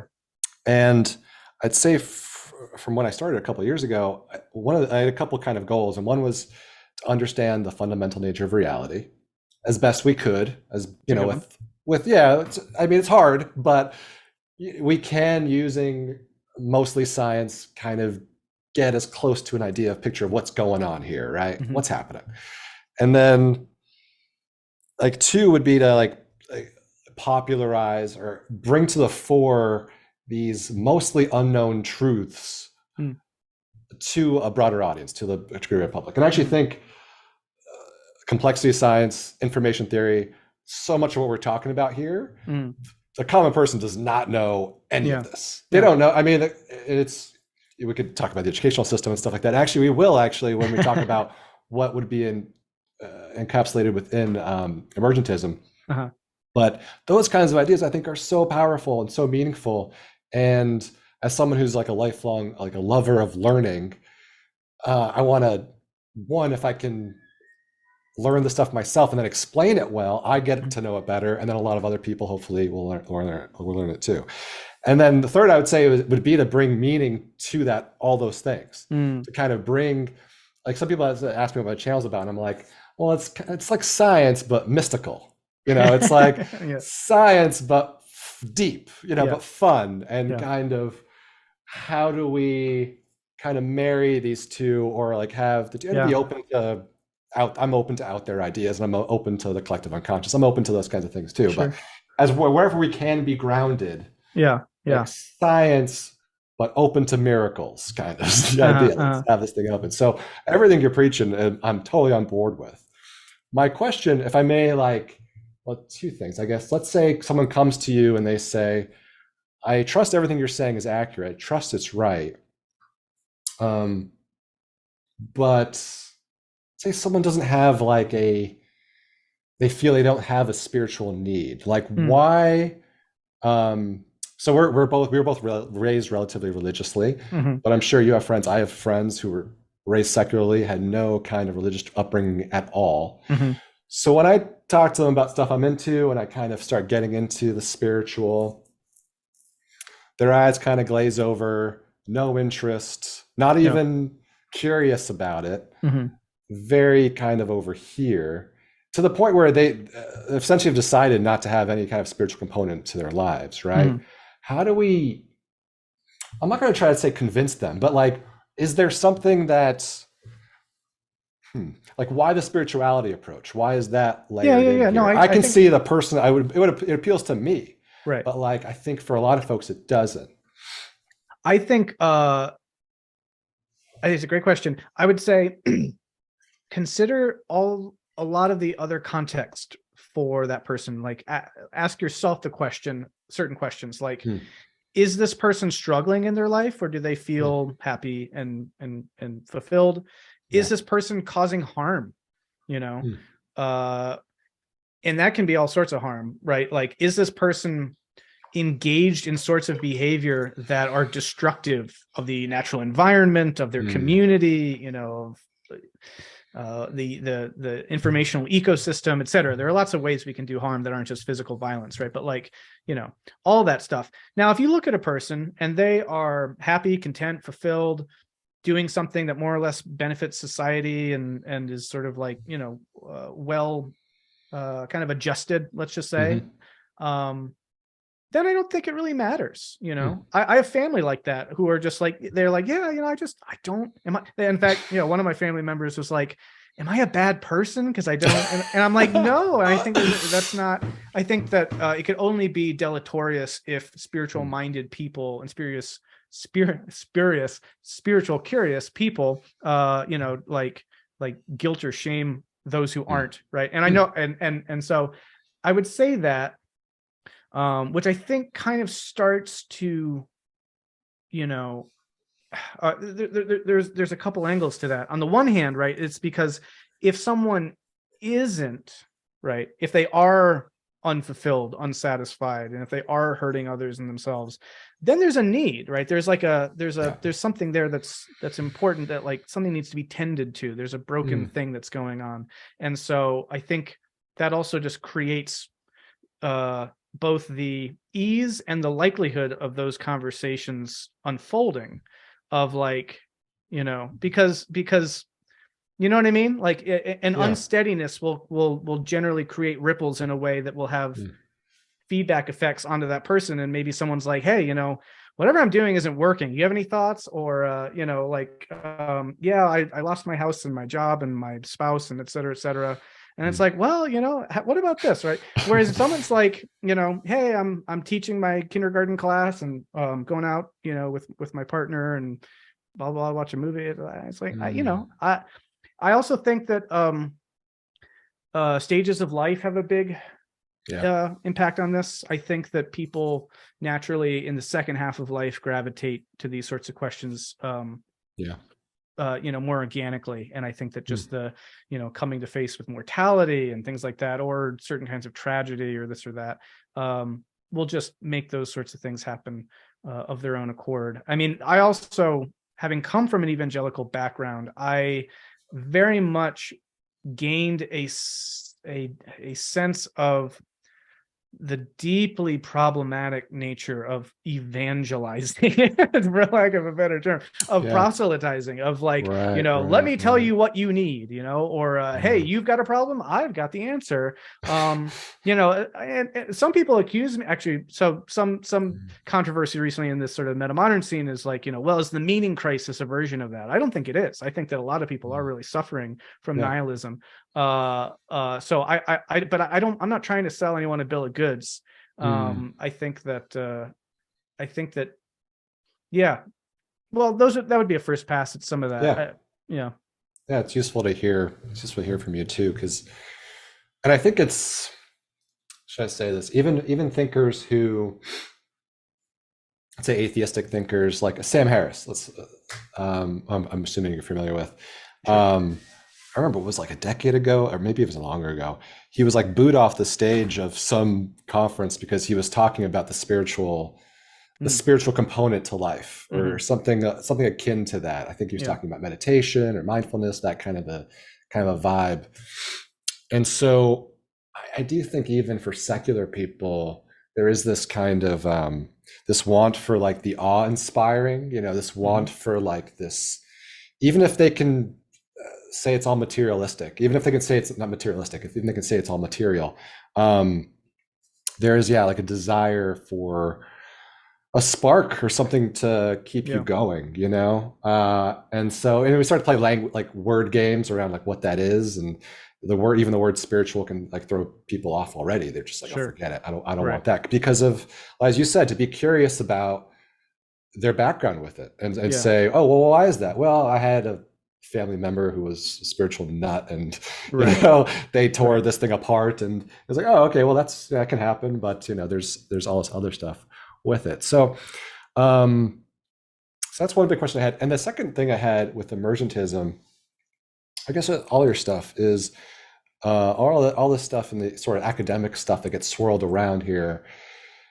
I wonder, and this word, it has a negative connotation to it, but I think of like highfalutin, sort of this idea that like, how do we make this accessible to a lot of people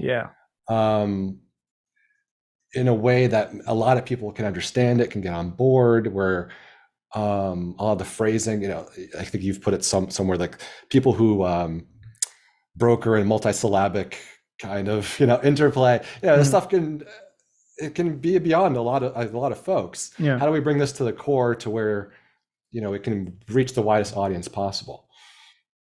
Yeah, well, that is pretty much like that. I literally go to bed every night thinking about that, and I wake up every morning thinking about that. I dream about that. I literally, I dream about this issue. I try to do this, in a sincerely ironic way in the book, but sincerely for that, of trying to give symbols for things, trying to represent them pictorially, and trying to make them more immediately grokkable. It's both necessary and also comes with dangers. Anytime you try to popularize something, you can also oversimplify it. You can also lose the thing that is what's valuable about it. I mean, trying to simplify complexity is inherently difficult, right? Yeah. But you know, and you can create a lot of problems in the context. Like I just as in a, well, it's related. We haven't talked about this at all in this context, but there's really fascinating ways in which when you look at the culture level of how this complexification plays out, you can look at that through the lens of the feedback cycle between individuals and society. And to get at the individual level, you can study developmental psychology, and you can see how people develop. You can look at the work of like Piaget and Robert Keegan and this and that I find to be very helpful. Now, as soon as you try to distill and synthesize what Piaget is saying, and Keegan and Cook-Reuter and Graves and all these other people, these developmental psychologists and whatnot, you get things that are very easy to make fun of and criticize for their being simplistic, you know? And so that problem, sure. And then you get the problem that people will be throwing around this terminology in ways that are disconnected from the complexity of the original source. But you can't just say, well, go check out the original source, because it's kind of too dense and complex for it to really land. So there's always this translation challenge. And I think the most basic answer to your question is we need a multi-level articulation of these ideas for multiple demographics at different levels, right? I mean, I started writing a children's book at one point, you know, because I feel like this is important, right? But like, so we need that. We need these ideas at all these levels so that, people can deepen into them, right? As people complexify, their understanding of this can complexify. I think what's really hard for a lot of people about some traditional religions is that they get to a level of their own personal complexification, and then the thing doesn't work for them anymore. It's like, well, wait a second. No, I can't do that. There's a certain point at which, that story works. But once you see that blah, blah, blah, blah, blah, that kind of thing kind of falls apart, and then you're stuck. Right. So whereas a story like this is like, you can keep going and zooming in, you know, you can go as deep as you want into this. But it has sort of the opposite problem of like, you're losing a lot of people coming into it from, you know, it's hard to get people into the complex end of the pool. So yeah, I guess I would just say we need people who are excited about this, who get it, who want to work with these ideas and help them spread. We need people to come together and offer what they can to this project. You know, that this book is my version of that, but like, what if we worked really kind of together on these sorts of things and tried to come up with images and stories, you know, that played into this, you know, and basically speak to everyone. Because like my next book is going to be very dense. I think it's going to be very much a tome, right? And I kind of feel conflicted about that, because why write a tome when you haven't written the simplest version of this yet? You know, I tried to do a kind of middle ground with this emergentism book, but like, you know, what's more urgently needed? Another thing to consider is that I think a lot of the people who this particular narrative would resonate most with are people who have already gone through the kind of disillusionment phase, the secularization, the kind of nihilism, blah, blah, blah. They're going to be probably more complex thinkers who are like, you know, in academic fields and this and that. And we should appreciate that oftentimes a lot of cultural change happens from those spheres. You know, if you look at various times in history, like, you know, the Enlightenment or the Renaissance or whatever, it's not necessarily always a bottom up, this takes over the world. It can be, you know, a Thomas Paine and a Thomas Jefferson, you know, talking about ideas about individual liberty and this sort of a thing, and they can percolate throughout society. So the exchange of ideas and the diffusion of them can happen in different ways. And I think it's sort of an all hands on deck approach of just, you know, find the level that resonates with you and contribute to that. And someone will find their own version of that. And hopefully in time, we'll start to see this paradigm really start to fill out and find people more readily wherever they're at.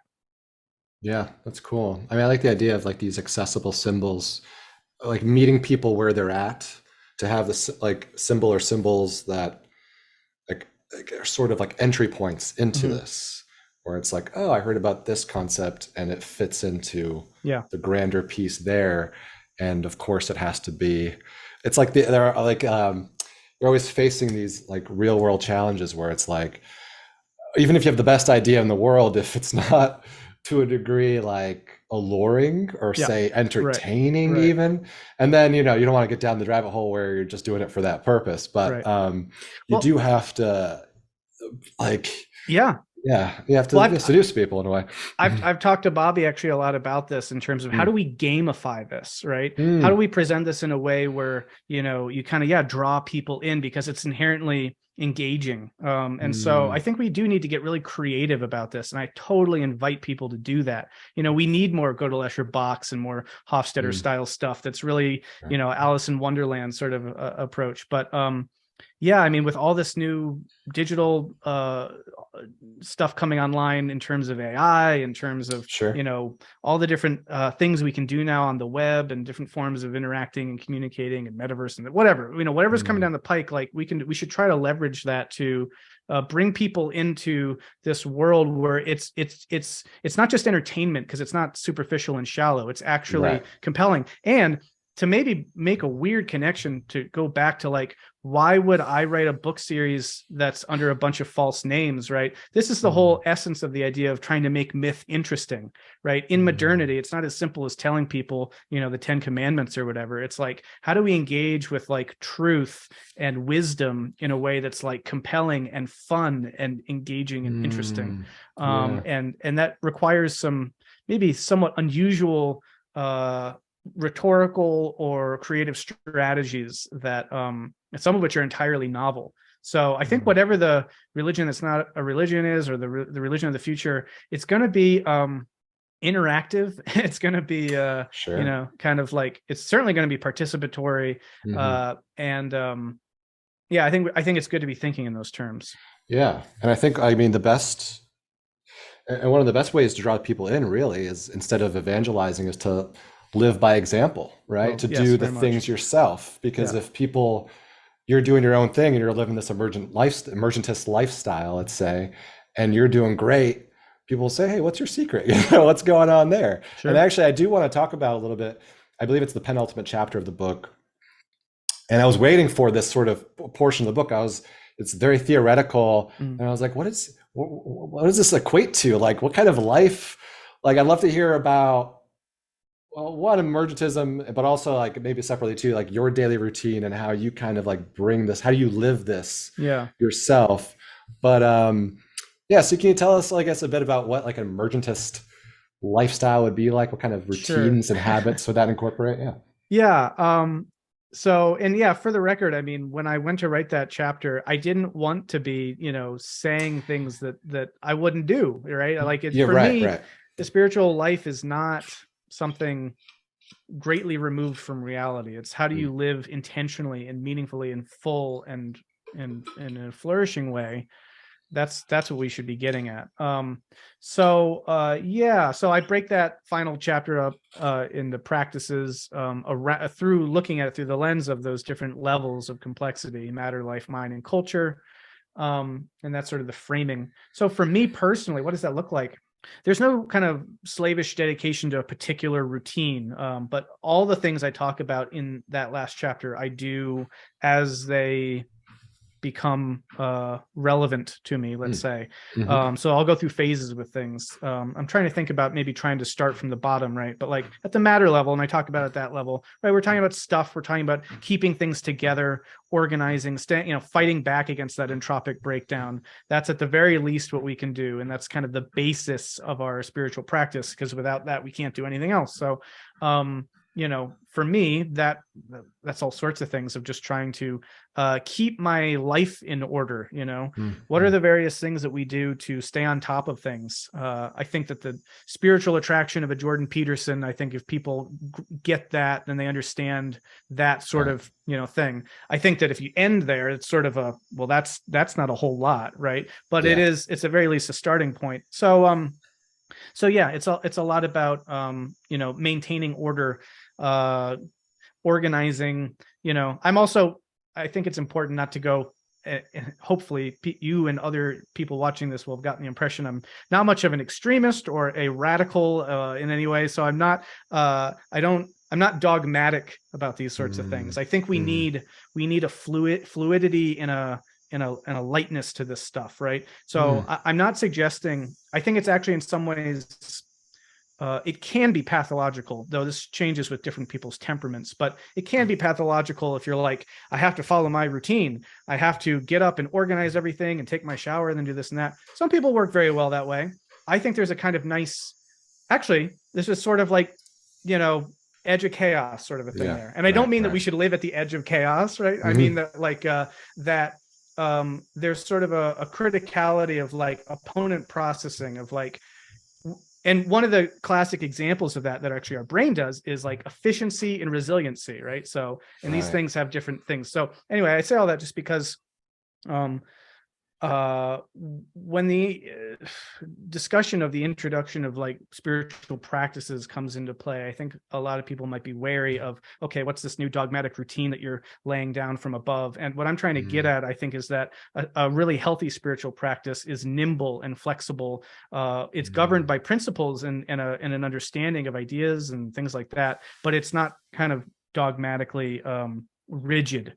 So anyway, so that being said, though, keeping order in your life is really valuable. And so creative people tend to be a bit messier, but at the same time, not letting things get away from you. And I probably don't have to belabor that, but that's something that I do, let's say. Sure. Another thing I do talk about is the construction of sacred space, basically bringing material together to create just a space where you feel like I'm going to be intentional about in my orientation to this spot.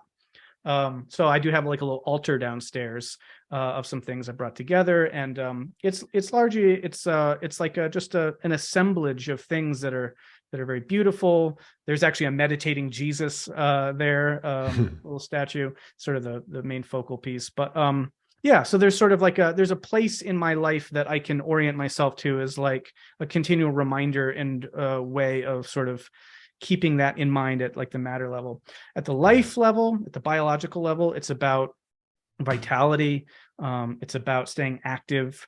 In the wintertime, at this particular time of year, I'm not always living up to that ideal. It'd be much more ideal if I could do that a lot more in the winter months. But let's say in the summer months, I'm always outside. I homestead, and I'll come to that maybe in a second. But there's a way of just staying vibrant and maintaining the vigor. I think it's very easy, especially in a kind of decadent society such as we kind of live in, to kind of just give over to comfort and sloth and kind of just fall into mush.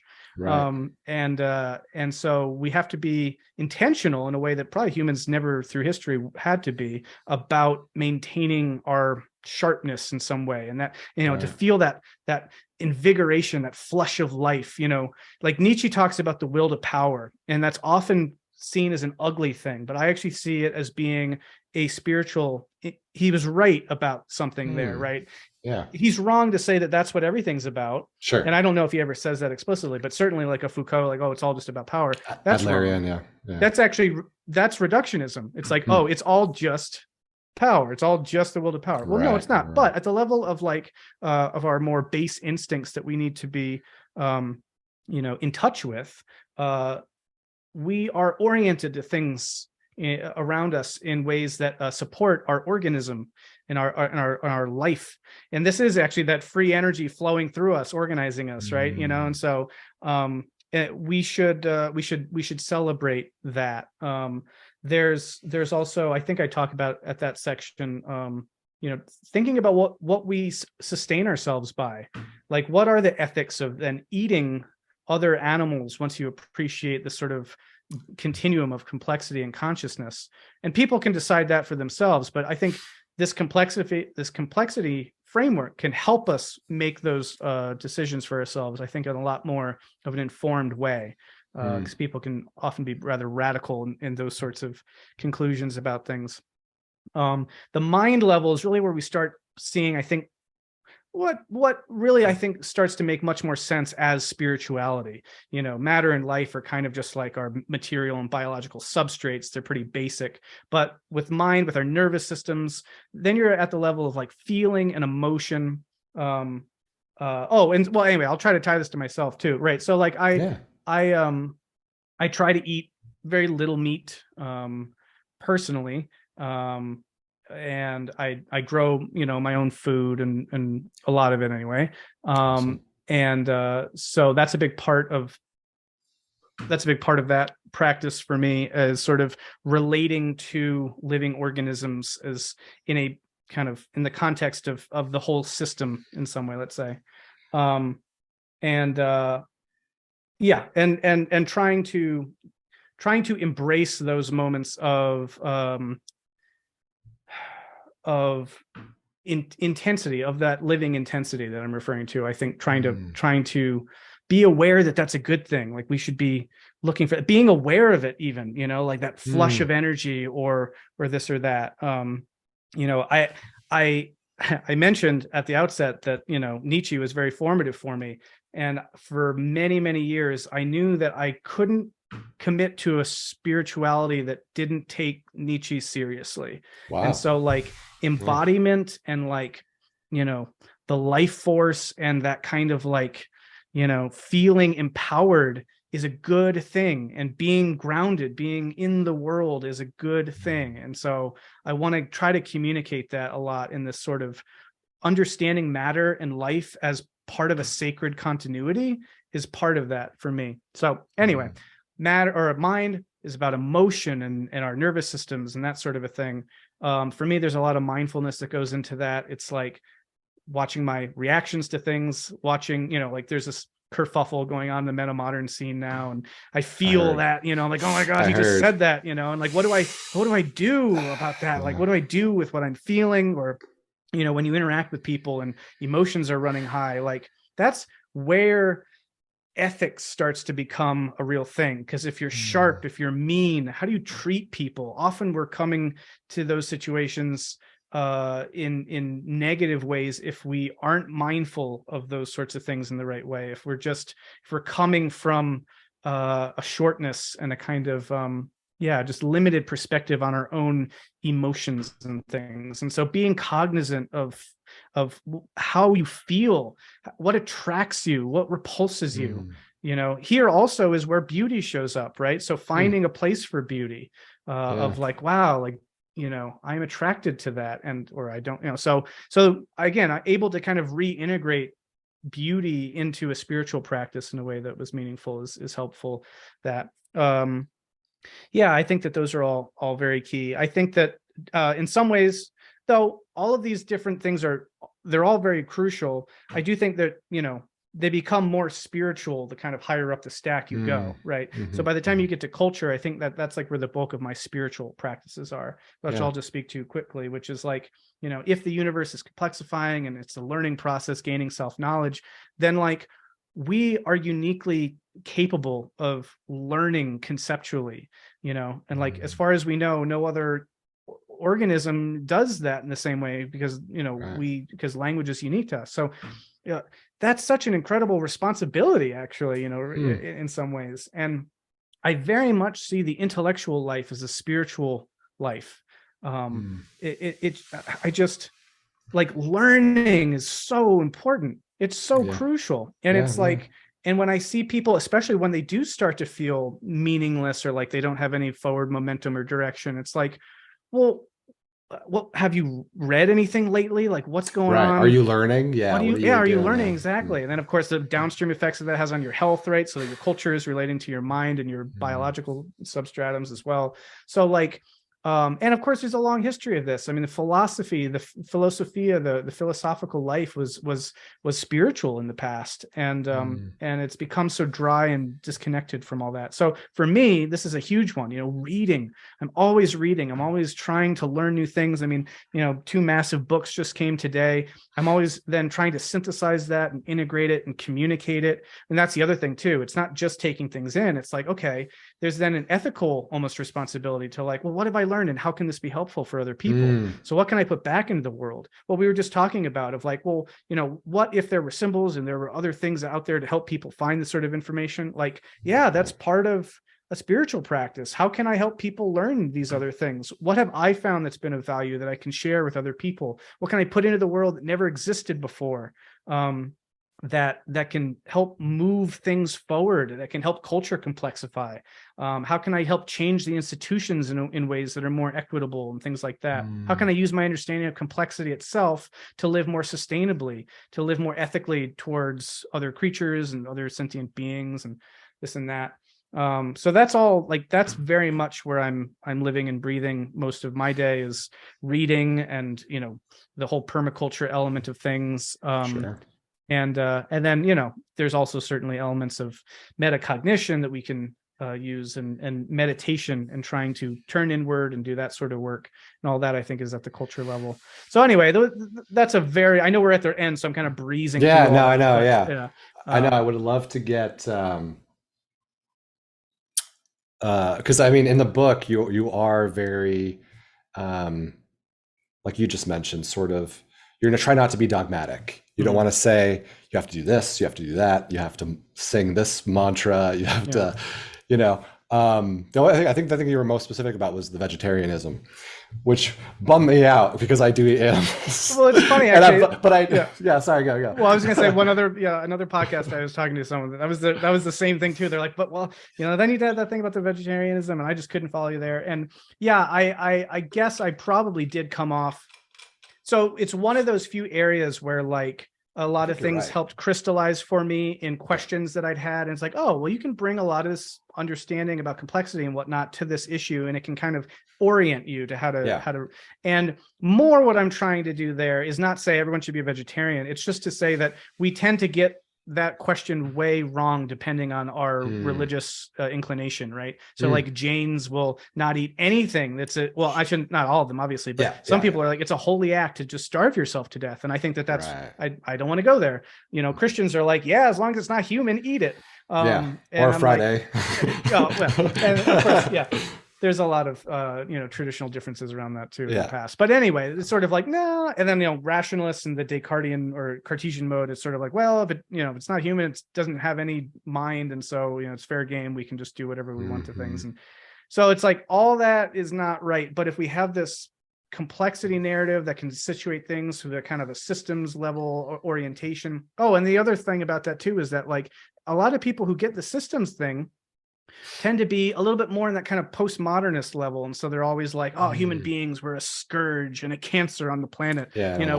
We should be destroyed and this and that. And it's like, no, that's not right either. Like, we have a very important role to play in this process. We can use our intelligence and our complexity to create more fecundity and life and that sort of thing. So I was just trying to bring that together. And it's probably the point in the book where it seemed the most sort of affirmative of a particular conclusion. But as I conclude that section as well, it's like, it's a discernment process. And as I said too about myself, I eat meat at the moment. I do always feel slightly off about it. I'm like, but what about this, about that? And but again, it's like, it's not a hard and fast black and white this or that. But I'm not gonna, I probably won't eat squid or things like that. Too smart. Anyway. No, I think you're right. I mean, I think it is morally better. If you ask me, I do think it's morally better. I'm just stubborn.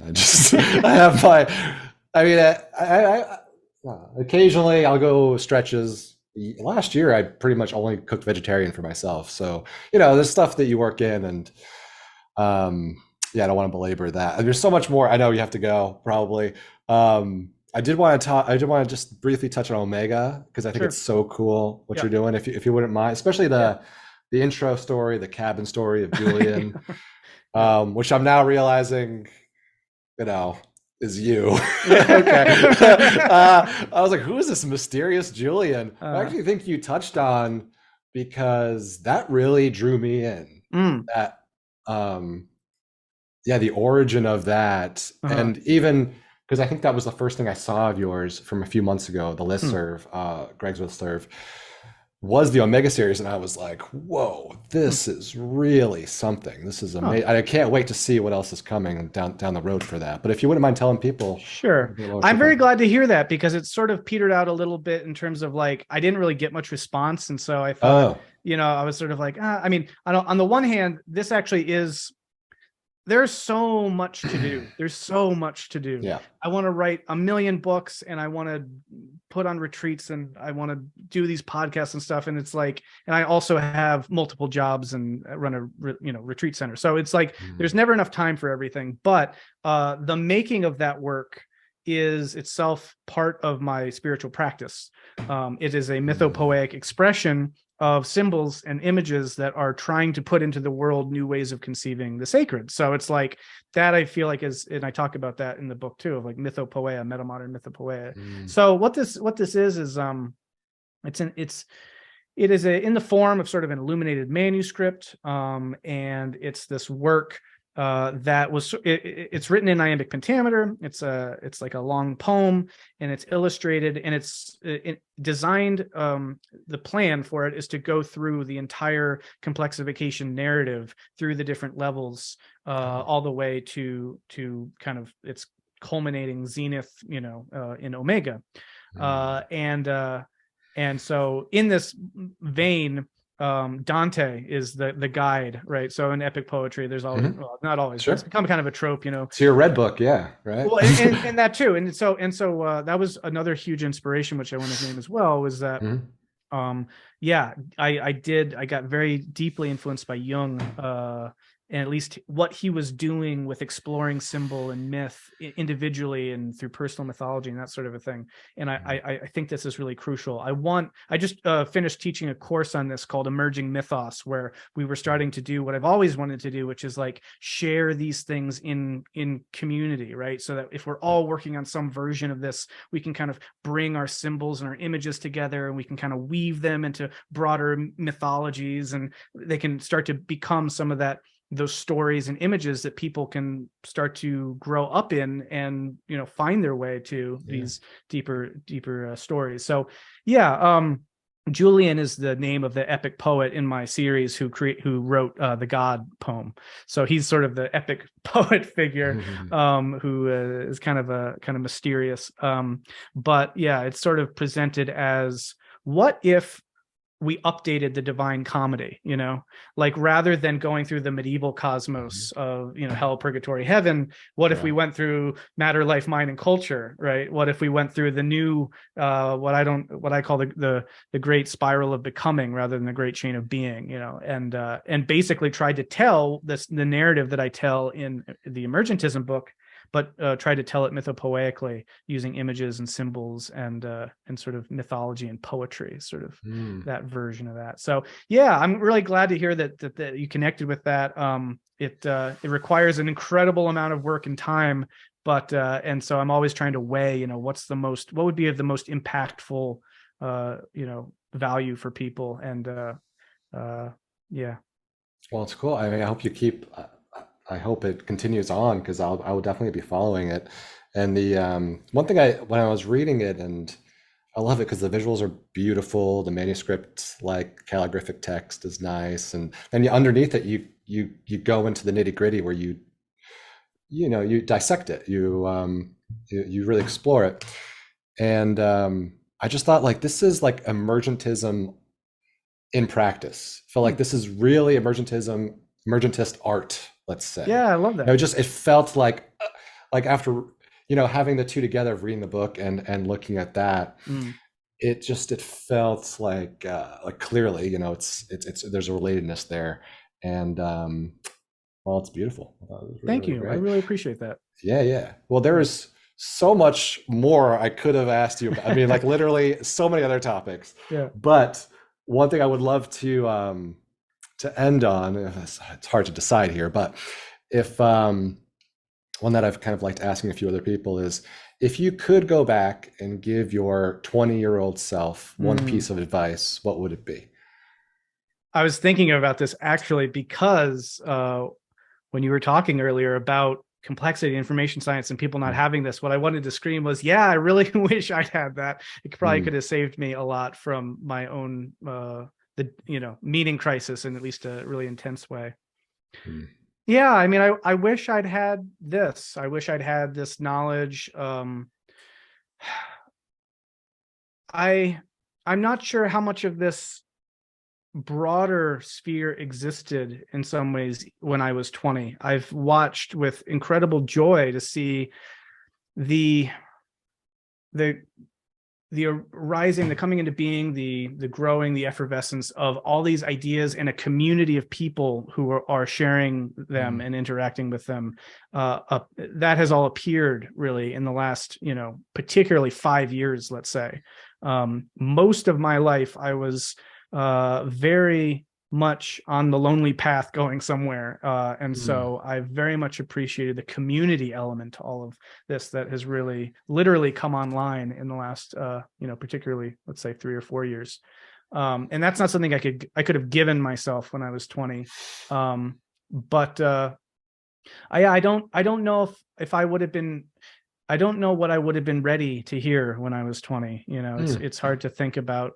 It's a wonderful question, and it's like it really helps hone to the question of like what we should be doing and trying to communicate with people, because we always have to meet people where they're at, and it's not at all the case that you can just sort of like, oh well, here's this download, now you can work with this, right? Maybe the closest thing that could have come from that would maybe if I'd read some Ken Wilber at 20, I could have avoided some problems. Who knows? I probably would have had very different big problems had I read him at 20 though too. So, but just because he's an author that I think is very accessible and presents, it's one of those things where it's like, oh, this clarifies a lot of things, but also there's a lot of problems with it as well. So it's hard to know. Gosh, I feel like it's such an equivocating answer. It's such a ambiguous sort of vacillating answer. I'd love to say something more sure. I guess it's just fundamentally to know that there's what we think about as what it is all about, that nature of that ultimate reality and dare I say God is in flux. It is moving and it's changing. And I think that, that fundamental kind of radical reorientation to thinking about spirituality, had I had a good framing for that, could have been very helpful. Instead of just sort of negating it, I might have seen that it could develop, right? Instead of needing to go back to things or to, abandon them entirely, there could have been this sense of, okay, which is where I eventually got to, obviously, but it took a long time. It's sort of the best I can do in the moment, but I'll be thinking about that. And then if I'm not dreaming about, how to communicate to people about emergentism, that something will strike me in the night and I'll be like, I wish I'd said that. No. So, but all the more reason to do this again sometime because I could tell you have some really great questions and a good material to cover and stuff. But I know we've been going for a while. So more than enough has been covered already. Might also, if you'd be wanting to come on the Metamodern Spirituality podcast and talk about your experience and, all that stuff, that could be a lot of fun. But anyway, just to say, let the conversation continue. Continue the discourse. I would love that. Thank you for that invitation. That'd be really fun. And I mean, I so appreciate your time, your energy today. This is awesome. I can't wait to share this with the world. And where can people find out more about you? Where should they go? I'll link to everything in the description, but just to give folks. I mean, Brendan Graham Dempsey, if they can see my name there, BrendanGrahamDempsey.com is where is like my home page, and most everything that I do can be found through there. Also the YouTube channel. And if people found anything that I was saying interesting, I'm pretty active on Facebook. So if they're on Facebook, they can friend me, and I'm happy to talk to people and engage with people. And let me just say thank you so much. You're a wonderful interviewer, incredibly intelligent and bright and engaging. And I really appreciate that. And I'm excited to see where this podcast goes, because it's good stuff. So thank you very much for this opportunity to get into this. Thank you, Brendan. That's so nice of you to say. I really appreciate it. Of course. All right. Well, have a great night. All right. Take care, my friend. Thanks. Take care.